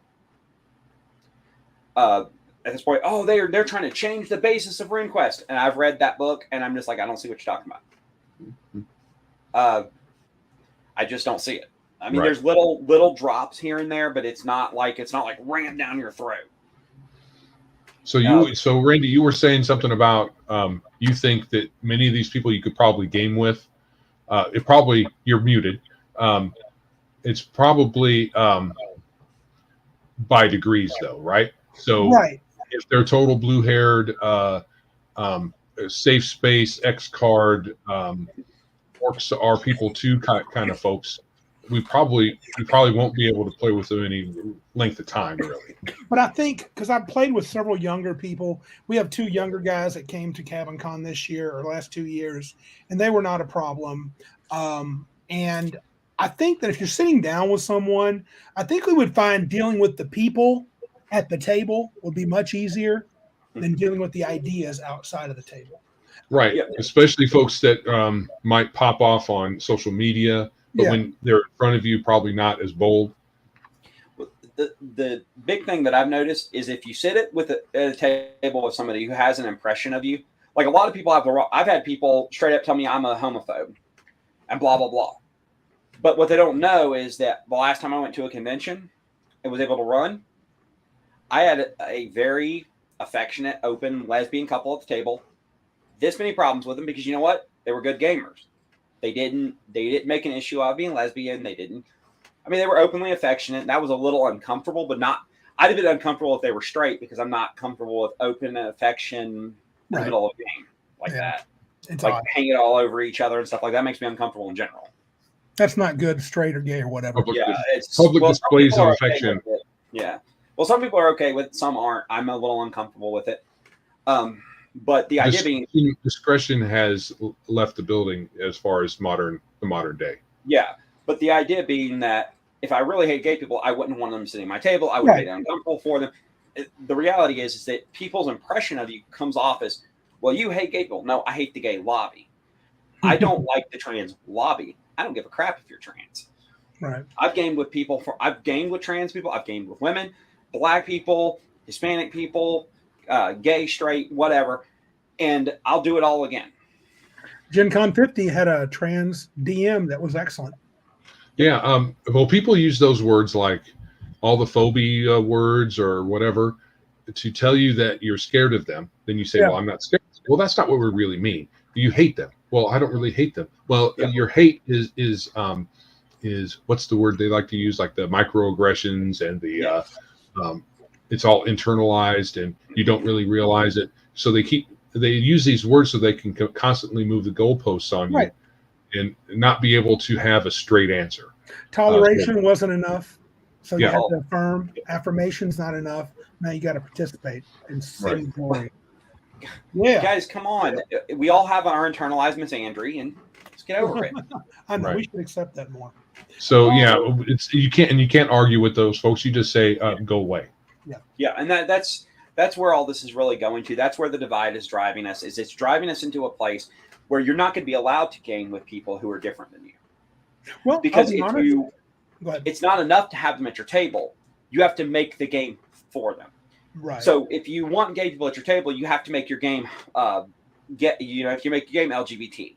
If you want African Americans at your table, you want black people at your table, well, it has to be pro-black, anti-racist. Well, no, it doesn't. And most people, and this is something nobody understands, most people who are of minority status, not just here, this is in general. I don't know who the heck's calling me at this time of night, probably some telemarketer. But what they don't understand is the majority of people, they lament and loathe being treated like a token. They hate it. They hate being treated differently because they're a minority. They just want to live their lives. I promise you, and this is not one of the I have black friend things, but this is just a reality. It is. Yeah, when you hang out with your black friend, he doesn't want you to call him your black friend. He's your friend. This can't be true. Oh, I've heard that. I've seen that. Legion at Myth says you have to go out of your way. Already said if there aren't LGBT and POC at your table, whatever. Yeah. And that whole POC, everybody has a color. Right. No one here is just transparent. Yeah. And then what you're doing is you're globbing everyone that's not white into one experience, and you're diminishing all the difference, all the diversity that they actually have. So from a social science, I just got to tell you guys have social science degrees, right? The social science, one of the things they're finding repetitively is that natural diversity happens when you don't try to force it anyways. Like, why aren't there as many, like they've done studies, gay men, black men, blacks in general, African Americans in general, and Hispanics do not play a lot of tabletop games, not just RPGs, just tabletop. And they've done studies trying to figure out why. And the basic comeback on those three groups being underrepresented in the space is it just doesn't appeal to them for some reason. They do tabletop things. So I've known a lot of black people. I'm that guy, I guess. Dominoes and cards. No, right? When I say tabletop, I'm talking CCGs, board games, miniatures, and role play. Yeah. You guys heard about this, right? Go ahead. Sorry, my bad. Oh, no, go ahead. You were going to read off the comment. Yeah, it's fine. I didn't want to interrupt you, but Crafty Matt made a good point. Gen Con has to keep POCs safe from everyone else and BIPOCs, in fact, must put them in their own space at the con so they can just interact with others. Yeah, Gen Con's going to have a space where only BIPOCs can show up. Black, indigenous, people of color. As if you need another delineation, another subgroup, and another way to segregate, because that's what this is doing. It's segregating. Yeah, and it's like I said, and if you look at the phenomena, it is no different than the Satanic Panic was in its moral aptitude. It's worse. It's worse. It is absolutely worse. It's more insidious and pernicious and all of those kinds of words. Well, at least the Satanic Panic was blind to race, religion, creed, sexuality, all of that stuff. Well, Satanic Panic also originated it was more of a grassroots, although misdirected type of thing. Yep, this is coming at us from every direction you can imagine. It's even in a lot of churches. Let's give a little bit of props to fat blind Mike Warnke, the serial wife beater. I mean, he started the whole mess in 1972. Piece of trash that he was. I'm thinking of the lady in her book and the Pam movie. Poling? Pat Poling? Yeah. Pat Poling, yeah. I can't stand that woman either. I don't know about Warnke. I might have heard the name, but it's not there. He wrote The Satan Seller in 1972. Oh, okay. Oh, He started the whole. Him and Michelle Smith started the whole satanic ritual abuse, and which started so those panic, because the Satanic Panic was more cultural outside of D&D. D&D just had its own version of it. That's true. Yeah. It was a subset. Rock and roll and the leather jackets and stuff. Oh, the Satanic Panic never left, by the way. It's no longer Satanist, though. It's Illuminati. Oh, okay. But at least Illuminati is a lot more entertaining. Yeah, I mean, it morphed into QAnon. Is what it morphed into, literally. Mm-hmm. Do you think it's go ahead? But it's crazy because if you look at the moral panic they're creating, it's worse tthan the Satanic Panic because of the fact that it's so focused on race and sexuality and immutable characteristics of people. And like I say, Satanic Panic attacked everything in spite of all that. It was colorblind. It didn't care what genitals you possessed. It didn't care who you slept with. You were open game if people had a reason to target you. Yeah. Max says this is worse than the Satanic Panic. I could hide and play back then. Here it's at your table. Yes. It's only at your table if you let it at your table. Well, that goes back to what we were saying earlier about gatekeeping. Yeah. So, okay. So a big caveat to all of this is Randy and I have a huge advantage in that we have a very deep bench of folks we can draw from to play face to face, and we're good friends. Played a long time together, and we know each other. Yeah. A lot of folks don't have that advantage, right? And they have to go to game stores and play with strangers, and that can be a mixed bag because you might run into, if you're in, I want to say Ohio because it's fairly blue at this point, but if you're in a flyover state, the likelihood of running into a blue check mark is probably a little lower, but you never know. Do you think we should even try to reach? I mean, gatekeeping your own group is fine. I guess this is more directed to you younger guys. I honestly at this point, I went to Gen Con the 50th anniversary year, and I realized I didn't feel like I belonged there anymore. Not just because of the people. It just felt like I've done all this. I'm kind of done. I've been to 20 plus Gen Cons. And then at this point, though, I wonder, should we try to I feel like it would be good for us to try to pull from the other side those that are willing to at least play at your table and not lose their mind over their own political beliefs. Well, and I tweeted this in response to somebody not too long ago. They said, well, how do we get these people on our side? We need to have reasonable conversations. And I said, but you can't have reasonable conversations with people who are not reasonable. No. Well, here's the thing. We often talk past each other because we're starting with different premises. We both have the impression that we're dealing with the real world and the other person is not. And I'm firmly believe that they're not in the real world, but that's how they think too. So give the devil his due, as Jordan Peterson likes to say a lot. But we don't communicate because we can't. I mean, we can say, hey, I need a hamburger, and they understand that. But in a lot of ways, we can't communicate with each other because we have a different worldview, and it's very fundamental. And the premise is very different, and it's hard to overcome. You can't go up to somebody who's there and try to, grab them by the scruff of the neck and drag them over to your side. It won't work. No, I'm not talking about that though. I'm just saying, try to reach the ones that are at least willing.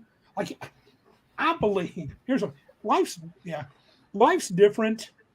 Actually, sitting down and playing with someone face to face, everybody.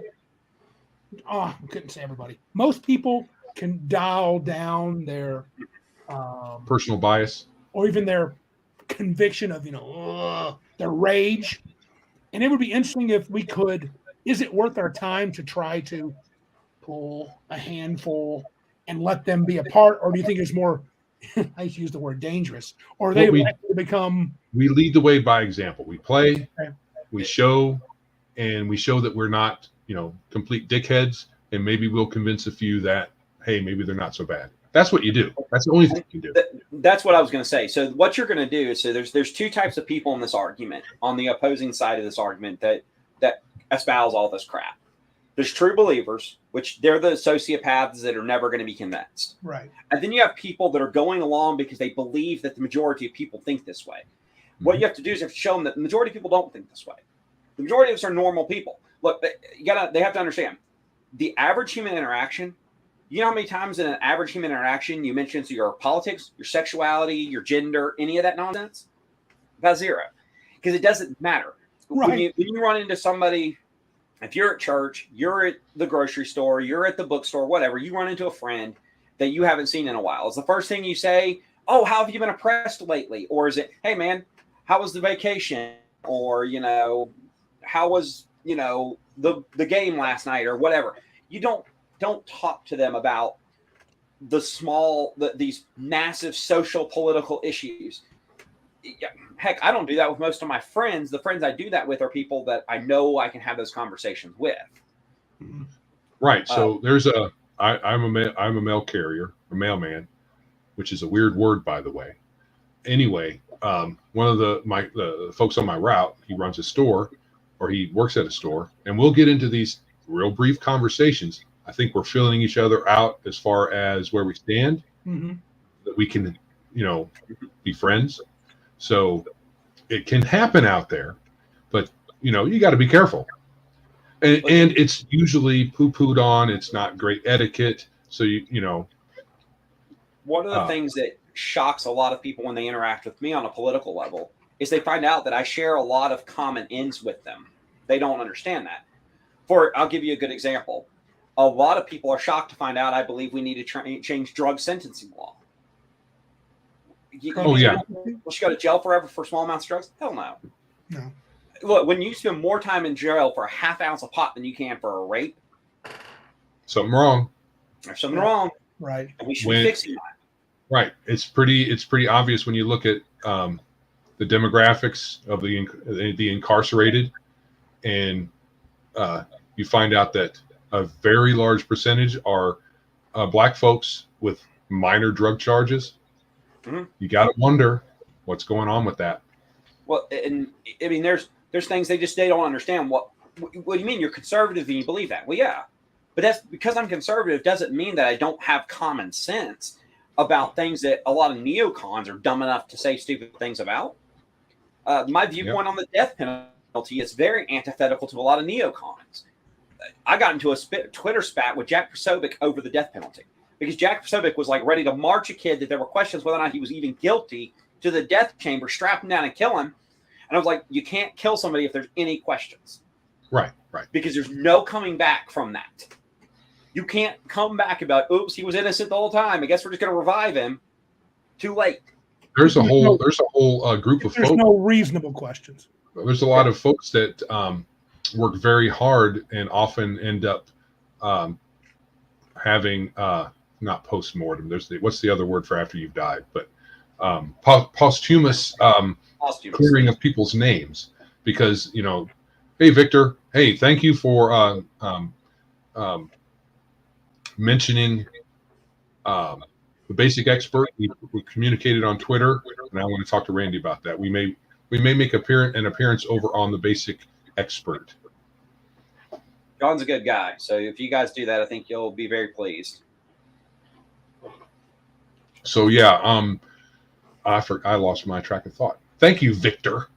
You were talking about death penalty, and you were talking about posthumous. Right. There's a whole group of folks that try to, while people are on death row, they make very sure on the solidity of their guilt, and sometimes it's not until after they've been executed. Unfortunately, some states are starting, and more of them are starting to do this. They're starting to set up review programs at the highest levels of their attorney general's offices to review death penalty cases and other high-level crime, rape, serious like drug trafficking, making sure they have the right people. So right. But those are just examples of things that, as a conservative, I believe in. If you're a liberal and you're a true believer, it's impossible for you to reconcile that. But if you're one of just these regular people that think assume everyone thinks what the loud voices are saying is true, it blows you away. You're like, well, maybe he's not really that bad of a guy. Well, no, I'm not a bad guy. Can I be? Sure, I'm a person. But you know what else I am? I'm rational. I care a lot about the people around me. I care immensely about the hobby. And I'm tired of watching people tear themselves apart because a bunch of loudmouth weirdos on Twitter are telling us we should. Right. I think it comes from a desire to, as far as being gung-ho on the death penalty, is we got to do something, is foremost in their mind instead of making sure they got the right dude. Worst way to do policy is we've got to do something. Got to do something. No. Especially not the government. There's a reason the Senate is purposely hard to pass legislation through. It's a feature, not a bug. Right. And although they've punted a lot of their responsibilities to the other branches. Mostly to administrative state, but yeah. Yeah. So, you know what this is about? Crafty Mac, he was helping me out. He said false flag marketing. He referenced a few places up. Let me keep an eye on that one, Joe. I'm going to find Matt. I'll start it. Here you go. Matt said, I didn't believe that people in WotC are true believers. I think they are smart business people who know that the Twitter woke can be duped into spending some money. I think they have some true believers on there, at least working for them on contract. That's what I said. And he responded. He was trying to help me learn something. He's learning me something here. I did. I believe that it is part of the false. That is part of the false flag marketing. But the problem here is his last statement. I think is an untrue statement. I don't think these weirdos actually buy anything. Really? I'll tell you why I think that. Look at Marvel. Look at Marvel Comics and DC Comics. Yeah. Look at woke Star Wars. Look at all this stuff that is targeted towards them that's flopping around like dying fish. They don't make any money off these people. What they think they're making money off. Star Wars and Marvel still making money, dude. Thor just made, Yeah. Thor's a great 20% less than Multiverse of Madness. Fair enough. But Lightyear just literally flopped. What did? It's Lightyear literally Right. just flopped. Right. Their comics division, Right. their high-selling comics division comics are selling 20,000 issues a month. Yeah, Disney Disney has something that used to be 100,000 back in the day. That I don't know if Hasbro has. And Disney has other divisions that if they want to prop up a failing one, they can. I'm not sure Hasbro has that to their advantage, but they might. Wizards of the Coast does not. Yeah. Or they might with Magic. Yeah. Magic they might prop each other up there. Well, that's what I was going to say. If you've ever looked at a Wizards earning report, they no longer report individual divisions within WotC. That's kind of a tell. That's how you know they're spending or moving fungible money around to hide decline anywhere, and not just among Magic and D&D. Because remember, Wizards also makes board games and some other things. Right. They have Avalon Hill under their banner as well. Right. So they can potentially subsidize failing other parts of their company. Yeah. Yeah. But not having those numbers, it's also hard to say with any certainty that that nobody's buying their books. That some people are buying their books, but it's probably not as many as they would. That may not be as many as they would like. And when I say they're not making money, I'm not saying they're making $0. I'm saying that they're not. They're not necessarily profitable. Look at the Rise of Skywalker versus The Force Awakens. Gotcha. Bruce is correcting me. He said Thor didn't make its budget if you include marketing. Don't know. They also never tell you about the marketing cost, which is fair enough. That could be true. Yeah. It's just I do agree they're going down. I mean, Marvel and DC is poop. I mean, they're actually, I'll just say it, they're dog shit as far as I'm concerned. Well, and it applies to any market that you go into. People are not, these woke people do not spend money the way that the non-woke do. They just don't. Because they always are going to demand more and more change. They're always going to demand newer stuff. And the company cannot keep up with it. It's going to cost them too much anyways. And that's another part of the marketing that nobody talks about. These people do not, they go read the Twitter accounts of some of these people that claim to play 5e D&D, have never played a session of it. Really? Never. Several of them have been caught. Sure. So they'll it's usually a Twitter exchange, and eventually it comes out, I actually never played. I don't play the edition. And you know what though? Wizards is trying to appease that person. They're not trying to appease me or you or Joe. That's not who they're trying to appease. They're trying to appease these people who don't even play their game. Right. So they're trying to appease the woke folks and hope that the rest of us still buy their crap. And it doesn't work.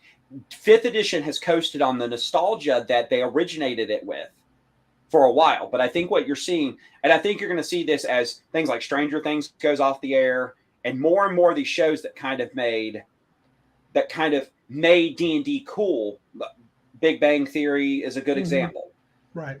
As they begin to fade into the background, role-playing is going to come back down to earth. That's what I say. I agree. I would certainly hope so. I don't want it to decline necessarily. What I've always said that means is it's going to primarily be the people that have always been playing will still be there, with a small growth of people that legitimately came to enjoy it when it was the in thing. Right. So I know that there was lots of folks saying more people playing is better, just per se. And I'm like, no, not necessarily. It depends on what is the makeup of the more people. And there's other industries, I guarantee you, and I've heard them. I just don't remember them off the top of my head, but I've heard of them having similar issues where they get bought by a larger company. The larger company makes the product have mass appeal, which dilutes the specialness of the previous version of that thing, whatever it is. And then whatever hype that thing has now passes. But what you're left with is something that's a shell of its former self. Yes. And it's a role-playing game, so the old still persists to this day, which is good. So we can always use our old books. We can invite people to the table and show them the old ways. And if Well, and Wizards, that's the growth of the OSR right there. right, it could very well be what keeps the hobby anchored after the popularity wanes. If it does, it's going to at some point. That's how things work in cycles. It's just a matter of how far the trough goes down. Well, and I don't agree with Steven Crowder on this. I don't think we need to start bullying people again, but I do miss the days where being a geek was not a chick thing. Right. The problem is I call it chick and it's chic. Chic. Oh, chic. Okay. I think that the problem is that the driving need for everybody to be considered normal or not edgy. So all the things that used to be edgy no longer are, like having your whole body tattooed or face piercings and all that stuff. They're trying to make that mainstream. Leave it on the edge. It will maintain its mystique. Role playing doesn't need to be what everybody does, because it's not everybody has the temperament for it.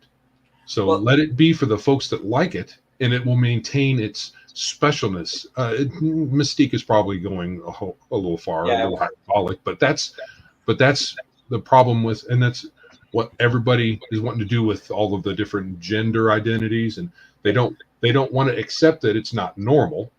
Right. I'm not saying it's bad necessarily, but being normal is what most people do, and most people don't do those things. So let yourself be special. It's you need to, people need to understand, not everything is written for, not, or nothing is the way I phrase it, tend to phrase it. Nothing is written for everyone in mind. Right.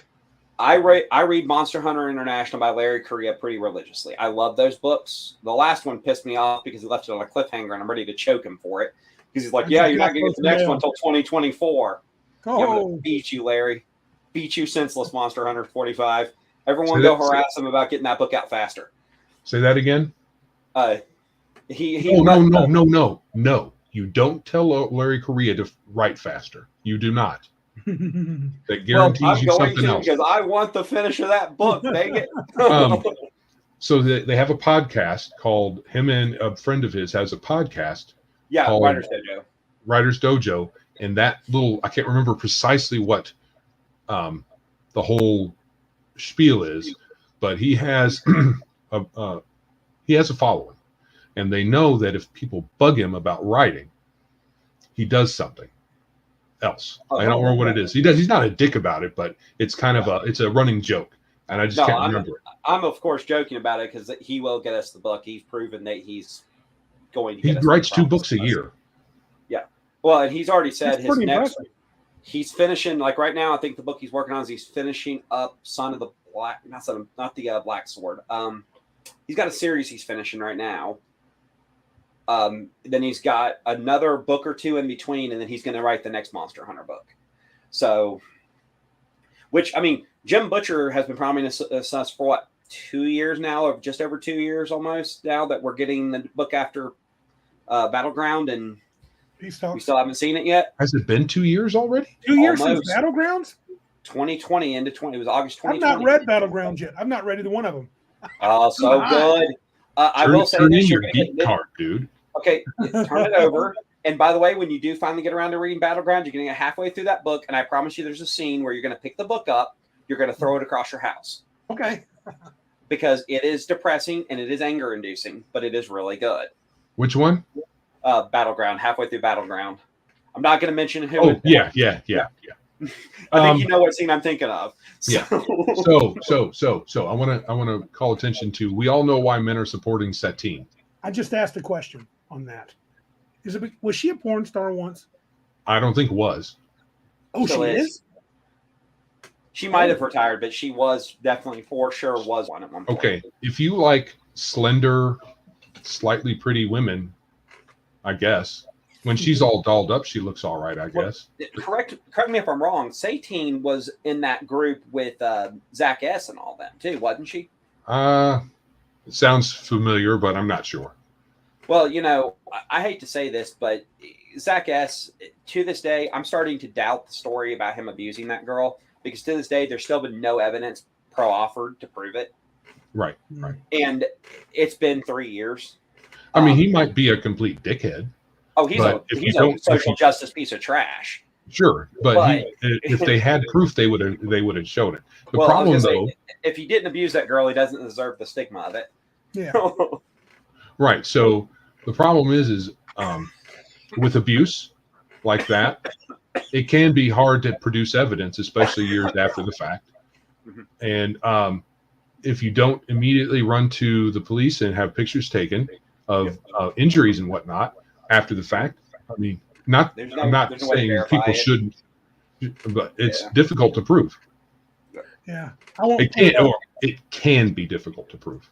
I won't put it up, but Crafty Matt did confirm and said that she has done really crazy porn. So okay. Anyway, I know very little about her. Yeah, I don't know enough about her. The 18 thing. I don't get the appeal.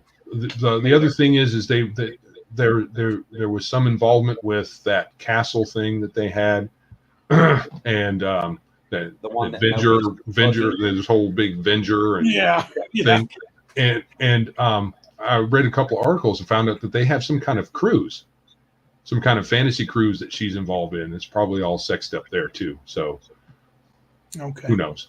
Yeah, who knows? Anyway, yeah, derailed by porn. Yes. So we talked about trying to breach, and we just say lead by example, essentially. I think that's probably the best. Yeah. We shouldn't seek them out if they don't want to be a part of us.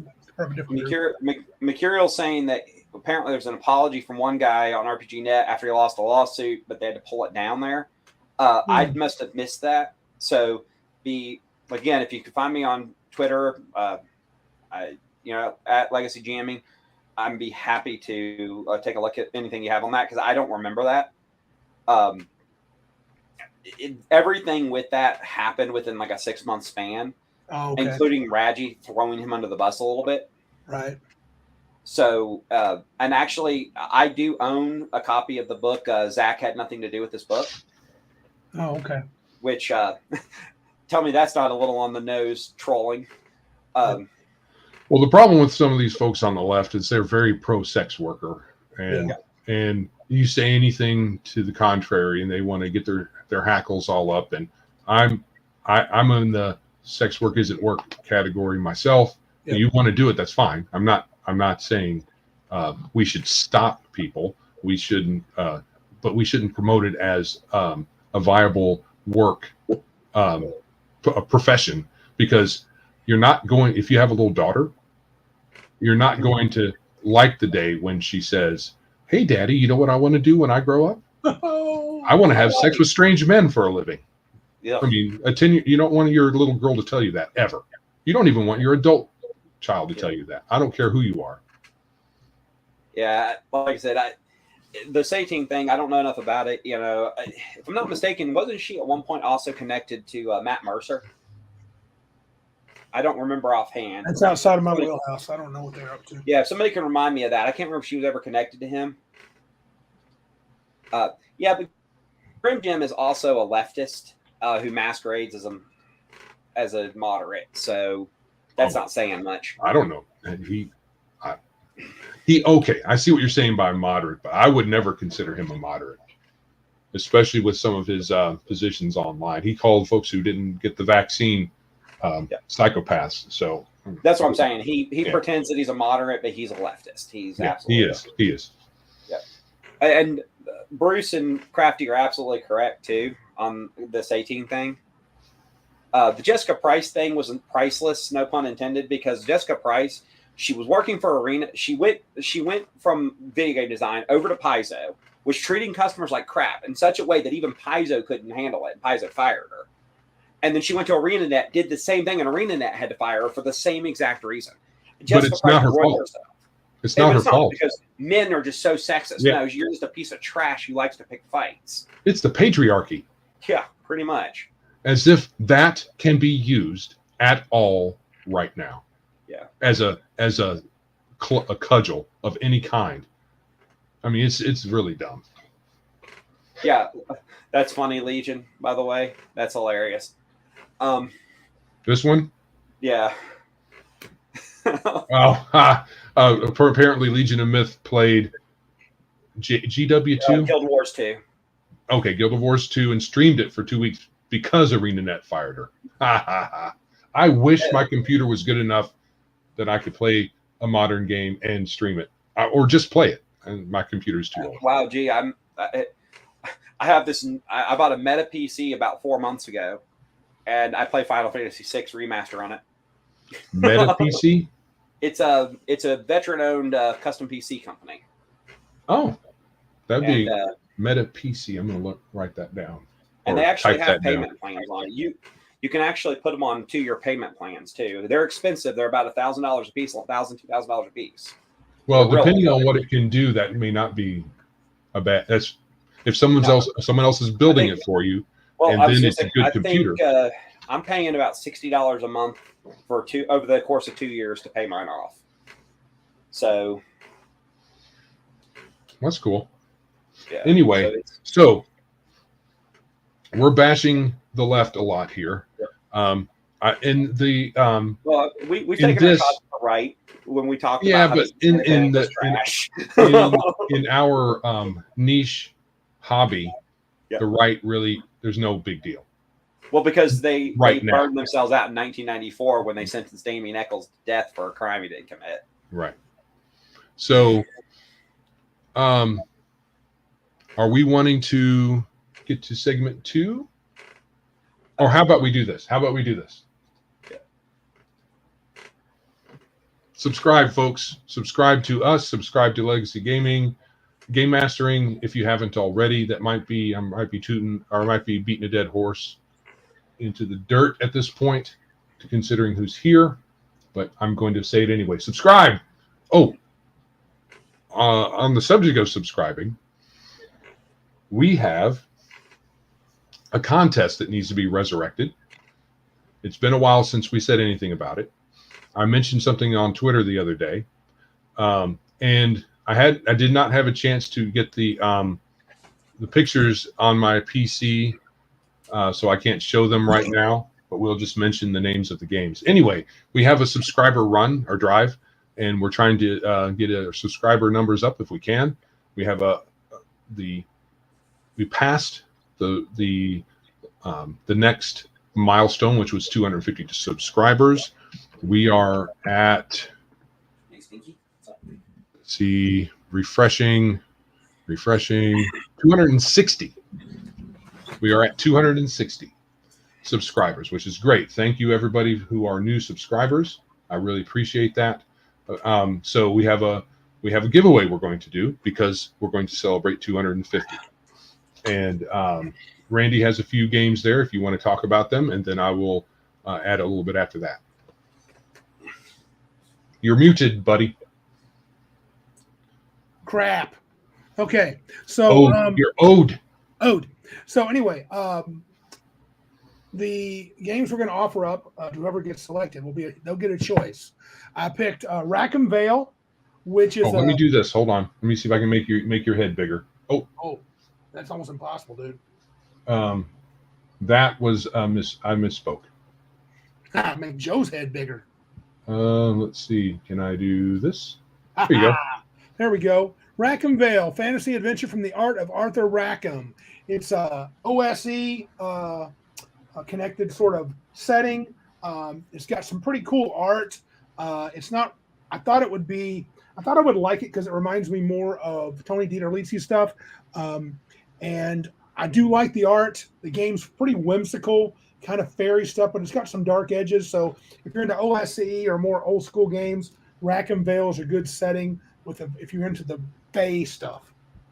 The other one I'm going to offer up, and this one's a little bit used, so I apologize. Traps and Treachery. Legends and Lairs D20 system, 3rd edition. So if you're a 3.x guy, this has got all sorts of traps and stuff set up for the 3rd edition game. Nice pictures and stuff inside this book. I did like the art. I like the traps. Just don't do too much with the 3rd edition all that often. And honestly, I got plenty of trap stuff. And then for those that aren't so much into D&D, I have Feng Shui 2. We've been trying to unload that for a while. No, dude. I don't think our audience is big fans of that. It's the action movie role-playing game by Robin D. Laws. It's a beautiful color book. I mean, all the pages are color. Mm-hmm. This wasn't my cup of tea, but honestly, it's in fabulous condition. And if you like movie action, kung fu, quasi, Big Trouble Little China stuff, I think this is your game. So whoever wins will get a choice of one of those three. Are you going to put a secret surprise in there like you did the last couple? I think I will. I didn't think of that. A little extra bonus gift. All right. Yes. Sweet. So surprise also. Thanks for reminding me, Joe. I like surprising people. Right. So we will be more details will be forthcoming on how we will be choosing a winner. What we have done in the past, because I was trying to promote the website, is to have people go there, put in their email on a link at our site, because I also had thoughts of having an email list that I would send out newsletter to, but that really didn't materialize anyway. But it also helps us gather all interested parties in one list, so we can just look at how many and then roll a die that's the closest to it. So that is something that we will mull over, and in the next couple of days announce how we're going to pick. So there is also there's a tool that Legion of Myth has talked to us about, that we could pick a random person who is in our chat or something along those lines that works with the YouTube in some kind of way. But the essence is we will figure out how we're going to choose the winner, and then we will let you guys know how to enter the contest. The next milestone will be 500, which is going to be difficult. But we can do it, man. But we can do it with your help. Yes. Come to us. I have vowed on Twitter and elsewhere that if this is apart from whatever Randy decides to give away at that point, we will even take, if you want to send us something to be part of the giveaway, that would be great. That would help support us. And we'll let you know how to do that if someone is interested. Anyway, I will give up Mountain Dew permanently for life. It will help me lose weight, which I do need to lose.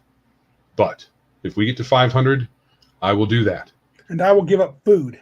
No, you won't. That's a lie. That's a lie. But I will continue to try to lose weight, which I'm failing at miserably. But I will get my poop back together here soon. So that hopefully was a brief aside. All right. We're going to let Legacy join us and like it, love it, or leave it. We can revisit that old topic. I haven't even. Oh yeah, you got the things. I've got three that I thought we had all three do. We've done this segment in the past. It's been a while, probably not since we've gone to YouTube, have we? It's been a while. It's been a while. And so we used to do this with each other. We'd surprise each other with three topics, and we would say, like it, love it. I'll give up being Dutch. That is difficult, especially with your accent. I'll find that very impressive, Victor, if you do that. Well, let me know how that works, And yeah. So anyway, and like it, love it, or leave it. Basically, your first reaction, your deepest gut reaction. I'm going to basically say something, and it's all geek related, and then tell us if you like it, or if you love it, or if you would just leave it on, in the garbage. You can also expand upon that answer. Me and Joe do, and I thought I picked three things, and I would let you and Joe take your turn at it. Okay. Sounds fun to me. All right, here we go. The first one. TSR, not new TSR, the original 1.0 company. Gygax, Bloom, and so on. Go ahead, Legacy, you're new, so like it, love it, or leave it. I love it. Absolutely. Pre-chasing Gygax out in particular, before they decided that they knew better about how to do a games company for the type of gaming that Gygax literally created, is one of the best companies. Some of the best splat books for D&D come out of second edition, especially the Forgotten Realms stuff. I will never, ever forget the Van Richten's guides. Well, second edition was without Gygax. Right. Yeah, but they still did a lot of good stuff, had a lot of great minds. I don't disagree. So you love it too, Joe? Oh yeah, yeah. Okay. I wish someone could go back in time and arrange it so maybe Gary and Steve didn't get in such a big spat, and maybe they stayed together and did better things. That would have been Gary and Dave. Gary and Dave. Sorry, Yeah. Mm-hmm. Steve is that other guy nobody Yeah, knows Steve. about. We won't talk about Steve. Not a lot of folks know about Steve. He was the third guy, the third Beatle. Yeah, but yeah, it would be nice to see what would have happened if that whole thing didn't happen the way it did, where everybody fell out from each other. But I absolutely loved it till Lorraine Williams got a hold of it, and then it went downhill. Yeah, I always forget her name. She ousted Gygax, and well, there was a whole complicated thing. She was absolutely a big part of it, and yeah, not a big fan after that. nope. But it didn't last long. Although one of my favorite adventures does come out of that era, and it's just because it's the most diabolical adventure ever, and that's the Apocalypse Stone. Last adventure ever written for D&D second edition. Last product ever written for second edition, actually. Yeah. Was the Blooms and Lorraine. yeah, the Bloom. Yeah, I was going to say something about the Blooms too. All I hear is bad about them. Okay. Next one's pretty broad. Psionics and D&D. Why don't you go first, Joe? I like the idea because it's more a sword and sorcery approach than what we have, depending on what version of it, right? I like the idea of psionics, but I don't think it was ever implemented very well. I think it's more in fitting with a sword and sorcery game in concept than sometimes regular Magic is. Gotcha. The way it's presented in D&D. But I don't think they ever really implemented it very well. In first edition, it was crazy. It made you a target, and then if you were lucky in your rolls, you could really be powerful. Yes. But you were also a target. Yep. So whenever the psionic monsters attacked you, you got the worst end of the deal compared to the non-psionic people. But later on, they just made it into spells, essentially, which kind of whatever. So I like it. Mm-hmm. I like it in concept, but I don't think it was ever done well. What's your legacy? I'm like Joe. I like it in concept, but I think that it does better the way that like games like Alternity or even games like Palladium Fantasy treat it, which is it's just a type of magic. I think that's the way it should have been treated. It should have never had the power creep and power level that it had. Second edition psionics in particular, if you tried to hit somebody who didn't have psionic ability in second edition with a psionicist, you just melted their brain. It was really unbalanced, super unbalanced. Didn't near the tail end of second edition, like in Tome of Magic, didn't they bring up this idea of making psionics and magic basically, psionics a type of magic to kind of make that less deadly? Was that when they talked? Was that third? That's a third thing. Third edition. It's but in second edition, you couldn't have done it because of the way the psionics were written. Like to use telepathy power in second edition, you had to first use connection. You had to use telepathy, gain 3 tangents on their brain, and then to control their brain, and then you could walk around inside of it. It was really complicated. I mean, the Psionics Handbook is a great, fun read, but good God, you'd be almost as good smacking your face against your desk. Didn't they, in the second edition book, have some sort of Psyscape or some kind of weird, when there was a psionic battle, you went to another place? It happens in your head, but it's basically the psionic plane. Yeah. It's weird. It's all happening in your head, but yeah, you can throw down on the psionic plane. It's crazy. Yeah, I thought I would say I liked it too. I think I've never found one that I was fully happy with. Third edition particularly kind of bugged me when they went to the expanded version because psionics became ridiculously powerful for 300-400 power points. You could do all things. Now they didn't have some of the super high end powers compared to a magic user, but they were so good it didn't matter from levels 1 to 20. So Malakay's, the reason it worked so well in Dark Sun is everything in Dark Sun had a psionic base. Right. So there was no chance for you to just like melt a monster's mind by getting some psionic powers when it couldn't resist you. Right. Right. And Dark Sun was made around psionics. Yes. Whereas I think first edition, the psionics was in a. I know it was in an appendix. It was kind of an afterthought. And it was in. I'm pretty sure it was in one of the expansions, the chainmail expansions from way back. I don't know about. I don't think so. I don't think psionics rolled around till 1E. Gary had it in the back, I think, but someone could probably correct me if I'm wrong. Yeah, that's when it started. I've looked into the history of psionics. I still have my second edition complete psionics handbook. I love that book, and it makes people cry when they read it. Yeah. But for me, as much as I like the idea, I think I lean a little more toward leaving it because honestly, when we get around to getting Mud Sword finalized, I don't imagine I would want psionics anywhere near it, to be honest with you. Well, in psionics also, because some of the powers are so OP, they do ridiculous things. Well, and how it used to in third edition, they could like bypass anti-magic shells and stuff. Yes, it got kind of crazy. So, and second edition, you didn't have like anti-psionic shells either in second edition. That's why it was important for things like Dark Sun. Everything had the psionic base, because a psionicist would just walk like a wild talent could walk into a building and be like, "I'm just gonna, hey, look, that knoll over there that doesn't have any psionic shields. I'm just gonna trick him into believing he has to kill all of his friends, and we'll sit back and drink while it's happening." Right. And it's no fun to play that way. Last one's a little. I always do one a little bit off. What do you think of movie reboots?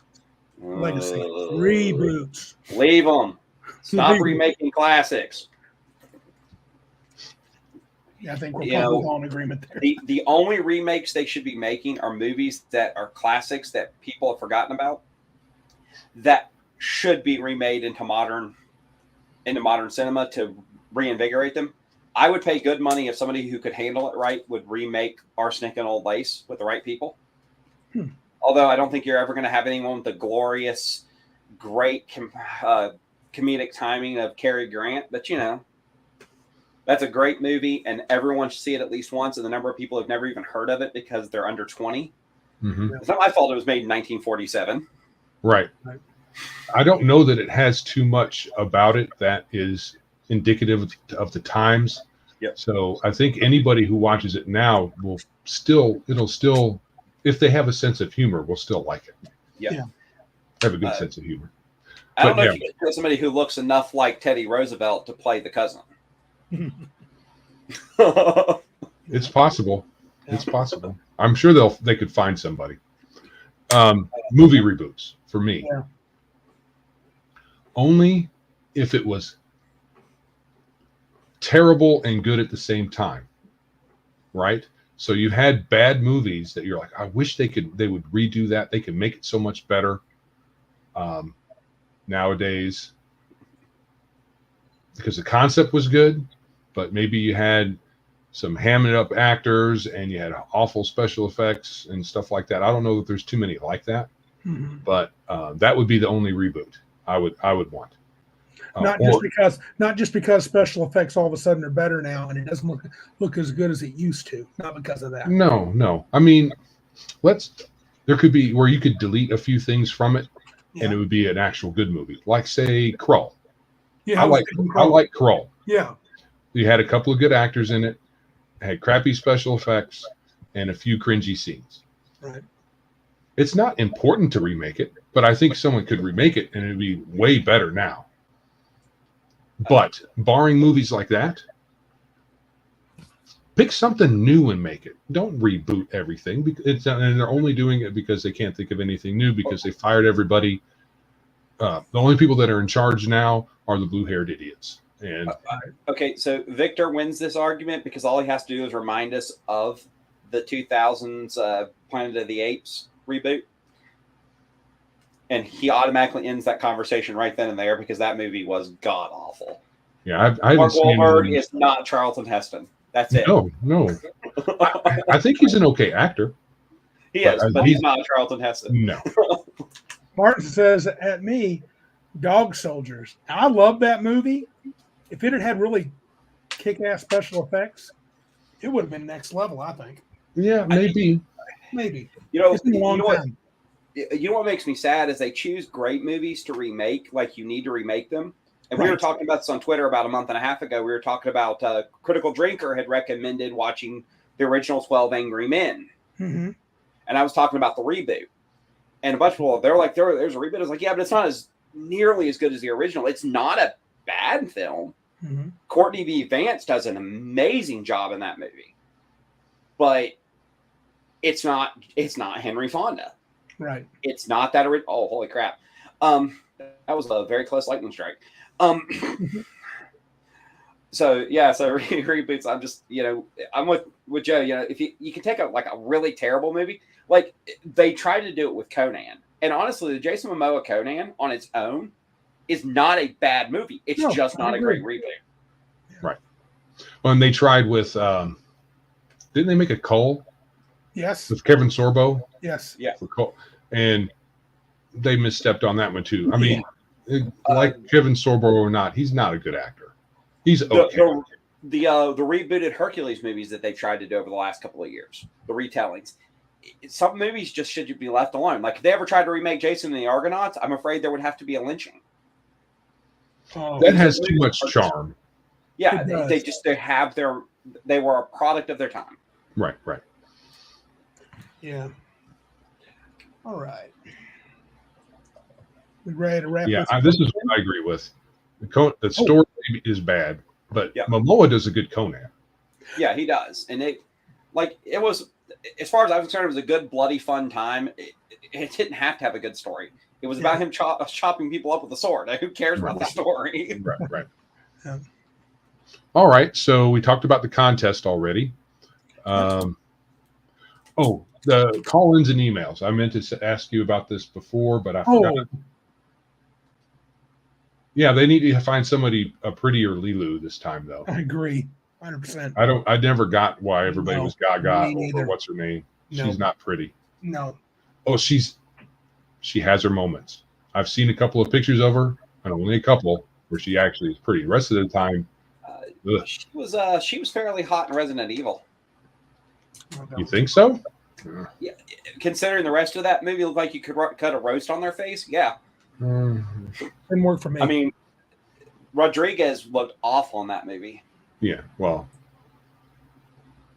and she's never in a movie because of her looks, I don't think, is she? No. But it's Mila Jovovich.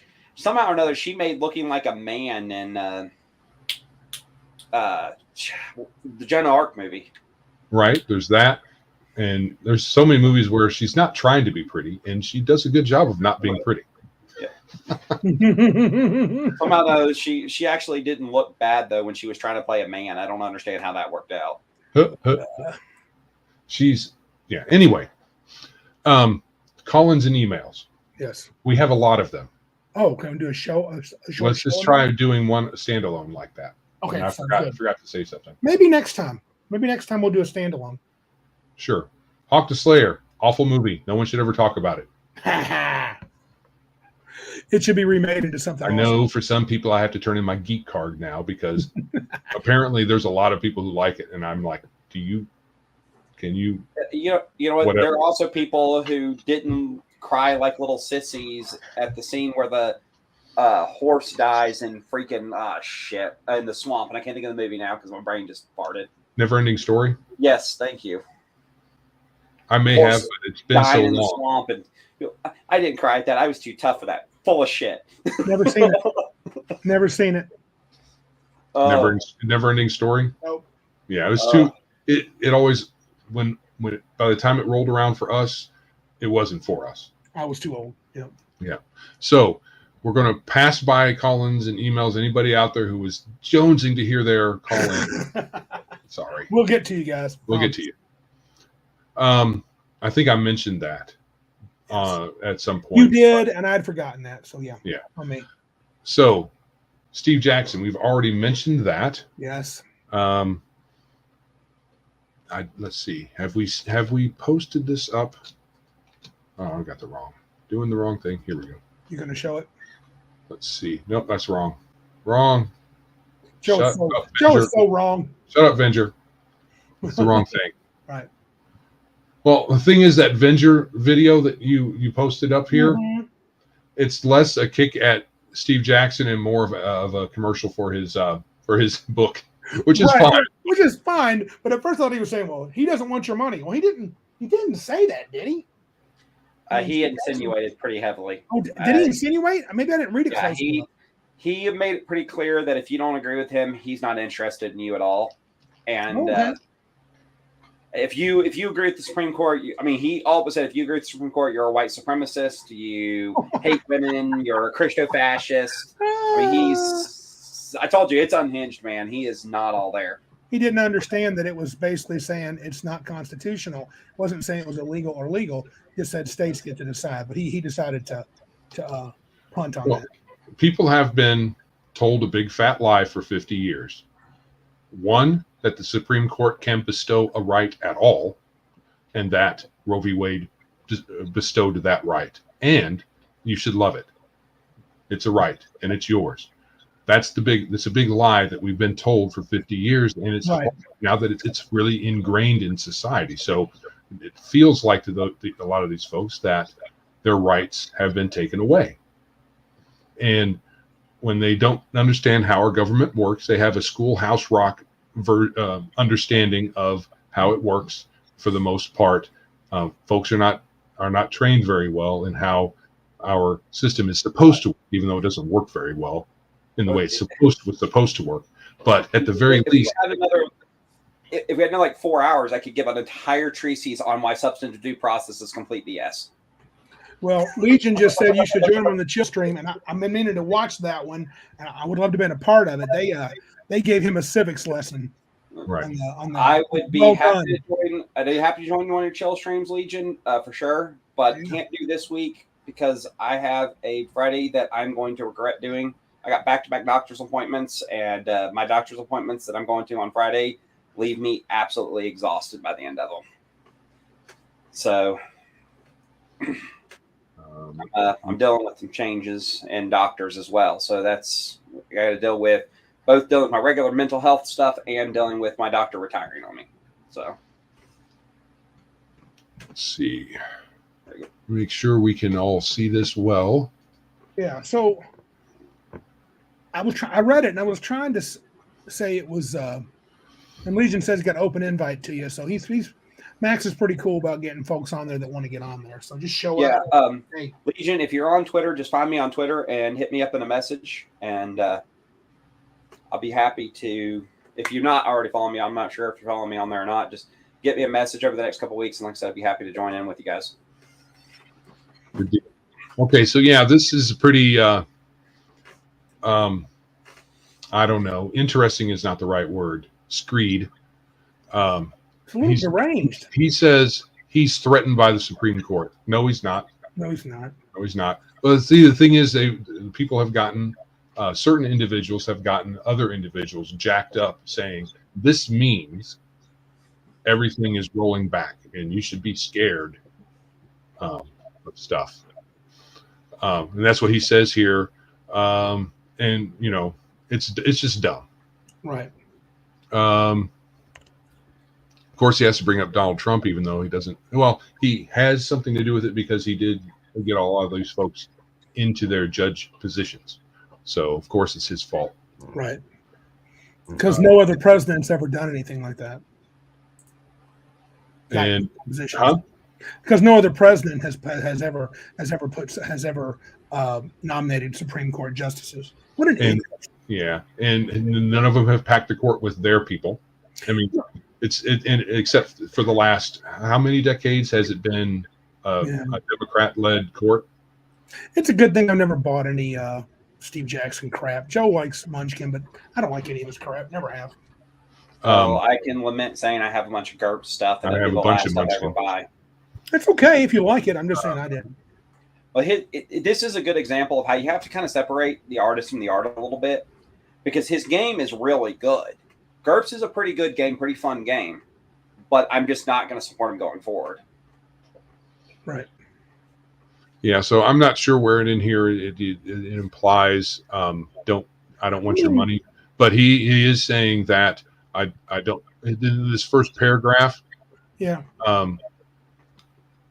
Other civil rights are in for an equally hard time under theo-fascist minority in power. Oh, gee. I mean, he's not really connected to reality. And I remember reading something from the artist John Kovalic. Yeah. Back when Trump got elected, and he was like despondent and going through some depression and stuff like that. Is really bad. So, because I'd actually enjoyed reading his little blog posts up until that, and I just stopped. Anyway, and he's like, "Hey, we're going to support the Lilith Fund, so let's go support baby killing." It was the same thing with John Wick. I enjoyed reading John Wick's thoughts and stuff on his blog and listening to him on Twitter every now and again because, the guy is a legendary game creator. No mistaking that. But then you get into when they put out that list of red flag companies. Right. John Wick went off the freaking deep end, and I was like, I'm done with you. Yeah. Oh, do you think that was a bad idea to release that? That was not. Oh, no. Not only did he said, I'm glad to be a deplorable, and I don't want your money, basically. Oh, okay, cool. If you think that being political is bad, I don't need your money. Yeah, well, you know what? I don't think you need my money because you've wasted $2 million in Kickstarter funds and had to have Chaosium finish your freaking Kickstarter for you because you're such a rampant incompetent. Wow. So, yeah, I'm going to have a link to this in the show notes. So peruse it at your leisure if you want to then stab your eyeballs out afterwards. Eye bleach is a thing. Yeah. Hey, Joe, I'm not sure maybe we shouldn't do the turn for players and GM, or do you think we should? It's getting late. We're 2.5 hours in. We can push that back because that's a talk about it anytime sort of topic. Yeah. It's basically how to make your. It's basically a combat can be slow. Here's some ideas about making it a little faster. Things to think about more than rules. And a lot of it was pretty good. We'll talk about it another time. Yeah. In any event, let's see. We've got all of this. We got all of that. Anything else anybody else wants to talk about? You got anything you need to pimp out there, Mr. Legacy Game Mastering? Not really. Honestly, guys, like I said, if you jump in on the channel, great. I try to put out content at least once a week. Having a little bit of a hard time last couple of weeks just because everything's been so wonky. Catch the flu and then wind up with a hay fever that you wish you would die from. I'm sure you guys can kind of start and hear it in my voice a little bit. Yeah.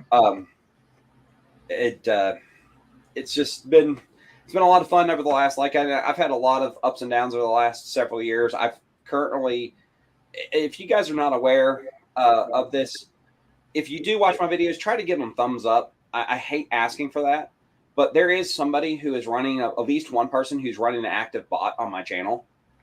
And it is Downvote bot, which does, it technically helps with the algorithm in a technical sense. Yeah, because it's a engagement. It's an interaction.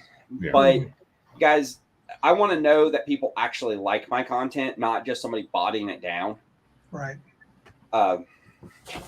So Bruce says we should go another 4 hours. He does 9 on his game streams. Well, we're not all young and spry like you are, Mr. Yeah. Look, man, I'm up at 7 o'clock every morning, unlike some people. I don't have to work tomorrow, so. Me neither. Or the next day. Or the next month. Shut up. Summertime, teacher. Love it. Hey, you know what? I don't have to work at all because I'm a disabled vet. So. Oh, he beat me, Joe. We can't have him here. He doesn't get to want to. I'm retired at 37. Good for you, man. Good for you. I'm trying to get retired as soon as possible. Mm-hmm. Yeah. I can see it on the horizon. Absolutely not going to rub that in. That's all right, man. You win. That's okay. I'm going to have to just delete this. This never happened. I'm going to edit this in post. I so love jabbing Joe about that. As a serious note, he's like, suck it, Randy. that is a serious note, guys. If you do watch my videos, you do take the time to sub and watch, and you do like what you see, even if you don't necessarily agree, but you like what you see, please just give it up votes. Guys, I have videos that I've had people tell me they really enjoyed, and they're 3 down votes, no up votes. And it makes me really depressed. It makes it really hard for me to continue making product because it makes it seem like people don't like my content. So, gotcha. Well, yes, do that like thing. But that's what we do here. We promote, like, subscribe, comment, do all the things. Even if you don't 100% agree with us, write something in the comments. Have some conversations. It's all good. We should do that. Yeah, Victor interacts with me pretty regularly, so I'm not sure if that's good or bad yet. No, Victor seems quite all right. Glad he's here. Dutch though, he's Dutch though, so. Oh, they said share the link. Do you have share what link? Legacy? Can you share your link? Yeah, give me just a second. Let me go grab it, and I can. Because I have to do this the back doorway. Back door? That sounds nasty. Not the nastiest thing I could do.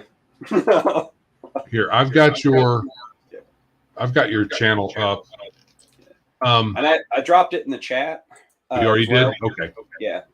But if you want to add it to the show notes, that way it'll, for posterity, that'd be easier. It will do that too. I will do that. And interestingly enough, just so you guys know this, my most popular video on my channel is a 6-year-old video on why you should be playing 2nd edition D&D. Has over 14,000 views. So. Oh, that's cool. Yeah, so I've actually pulled that off. But if you guys get a chance to go over there and just hang out and just peruse, the current series I'm working on when I'm doing my regular videos, I'm doing a series of videos on D&D alternatives, fantasy alternatives. Last video I did was on Pendragon. My next video is going to not be a straight fantasy. It's going to be science fantasy, and that's going to be Fading Suns, especially with the release of 4th edition, which I have all the books for now. Yay! You're muted, Randy. I got to it before you did. Still muted. That's all right. Forget it, man. I need to just quit. I'm getting old. No more tech stuff for you. You don't do it right. I don't do any of it right. Well, our currently highest viewed is the drive-through controversy video I did. That was cool. 673 views. Nice. I have a series on Song of Ice and Fire character and house creation that's got a lot of views too. So I got 2 cats. Oh no! Don't no Cal, no bad Cal. Don't involve that insane person. I still don't get how that he might. I bet he has a what do you call it? Not a social worker, probably one of them too. He has some kind of worker that helps him, case like manager. The case manager helps him take his meds and helps him get into his clothes and finds work for him. Because it's hard to imagine someone who is so disconnected being able to function. I'm looking currently for somebody who can clean my house through osmosis or psychic powers, one way or the other. If anyone has a bead on that, let me know, because I'm tired of looking at my house, but I don't want to work. I get that. I get that right there. You want to be able to stop time. That's right. Clean and then resume time, because it'll take so much time out of your life. Cleaning is wasting your time. And when you stop time for the house to get clean, somebody else does the cleaning, not you. I lost over 3 months of my life because I tore my plantar tendon. I couldn't walk for 3 months. Oh crap! That was fun. I mean, by fun I mean I was in a ton of pain. Took hydrocodone for pain for 3 months. That was great. 10 out of 10 would not recommend again.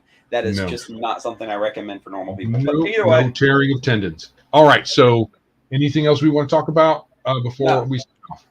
All right. I don't think so. Huh? Did you say something, Randy? I try to never say anything anymore. Yeah, because it just came out all garbled, whatever it was. Yeah. Well, I think it sounded like Joe Biden on the stump. All right. So all that being said, if you'd like to support our show, please like, subscribe, and share us wherever you are listening or viewing the show. We're on all the social places, except in real life, because we don't like people. We stay away from all the people out in real life. Not really.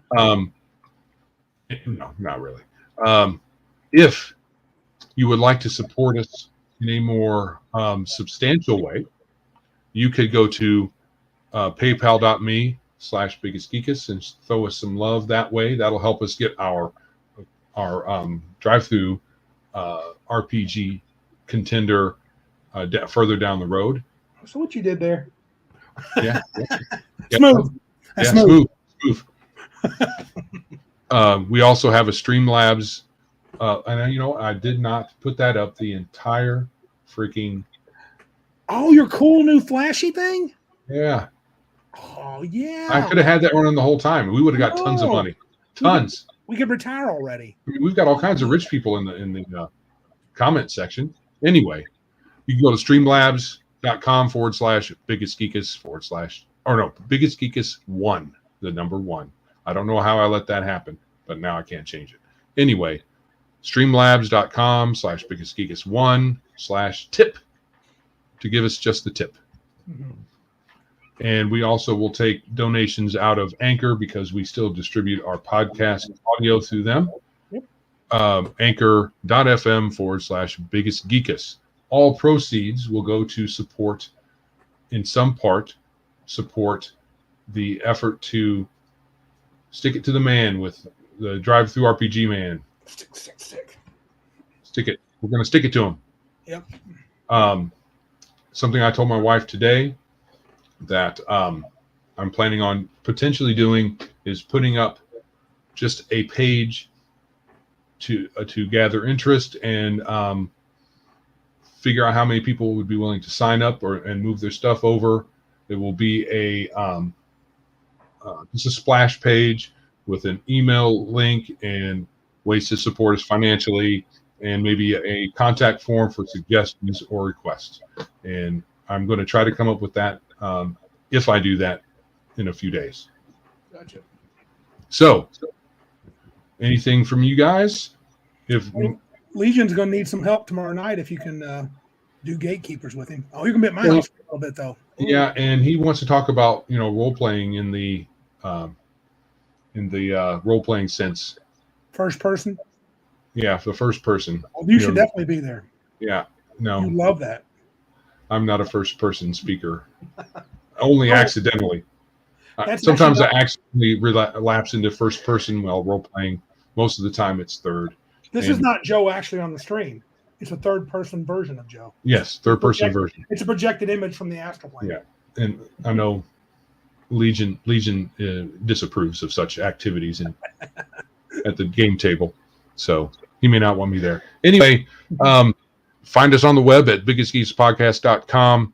Email us at thegeeks@biggestgeekspodcast.com if you have some suggestions or nasty notes or honey-do list, anything like that. Send it our way, and we'd like to hear from you. Absolutely. And with all that being said, this is Joe. And I'm Randy. And remember, if you can't be big like us, then be geeks like us. I'm still not smooth on that.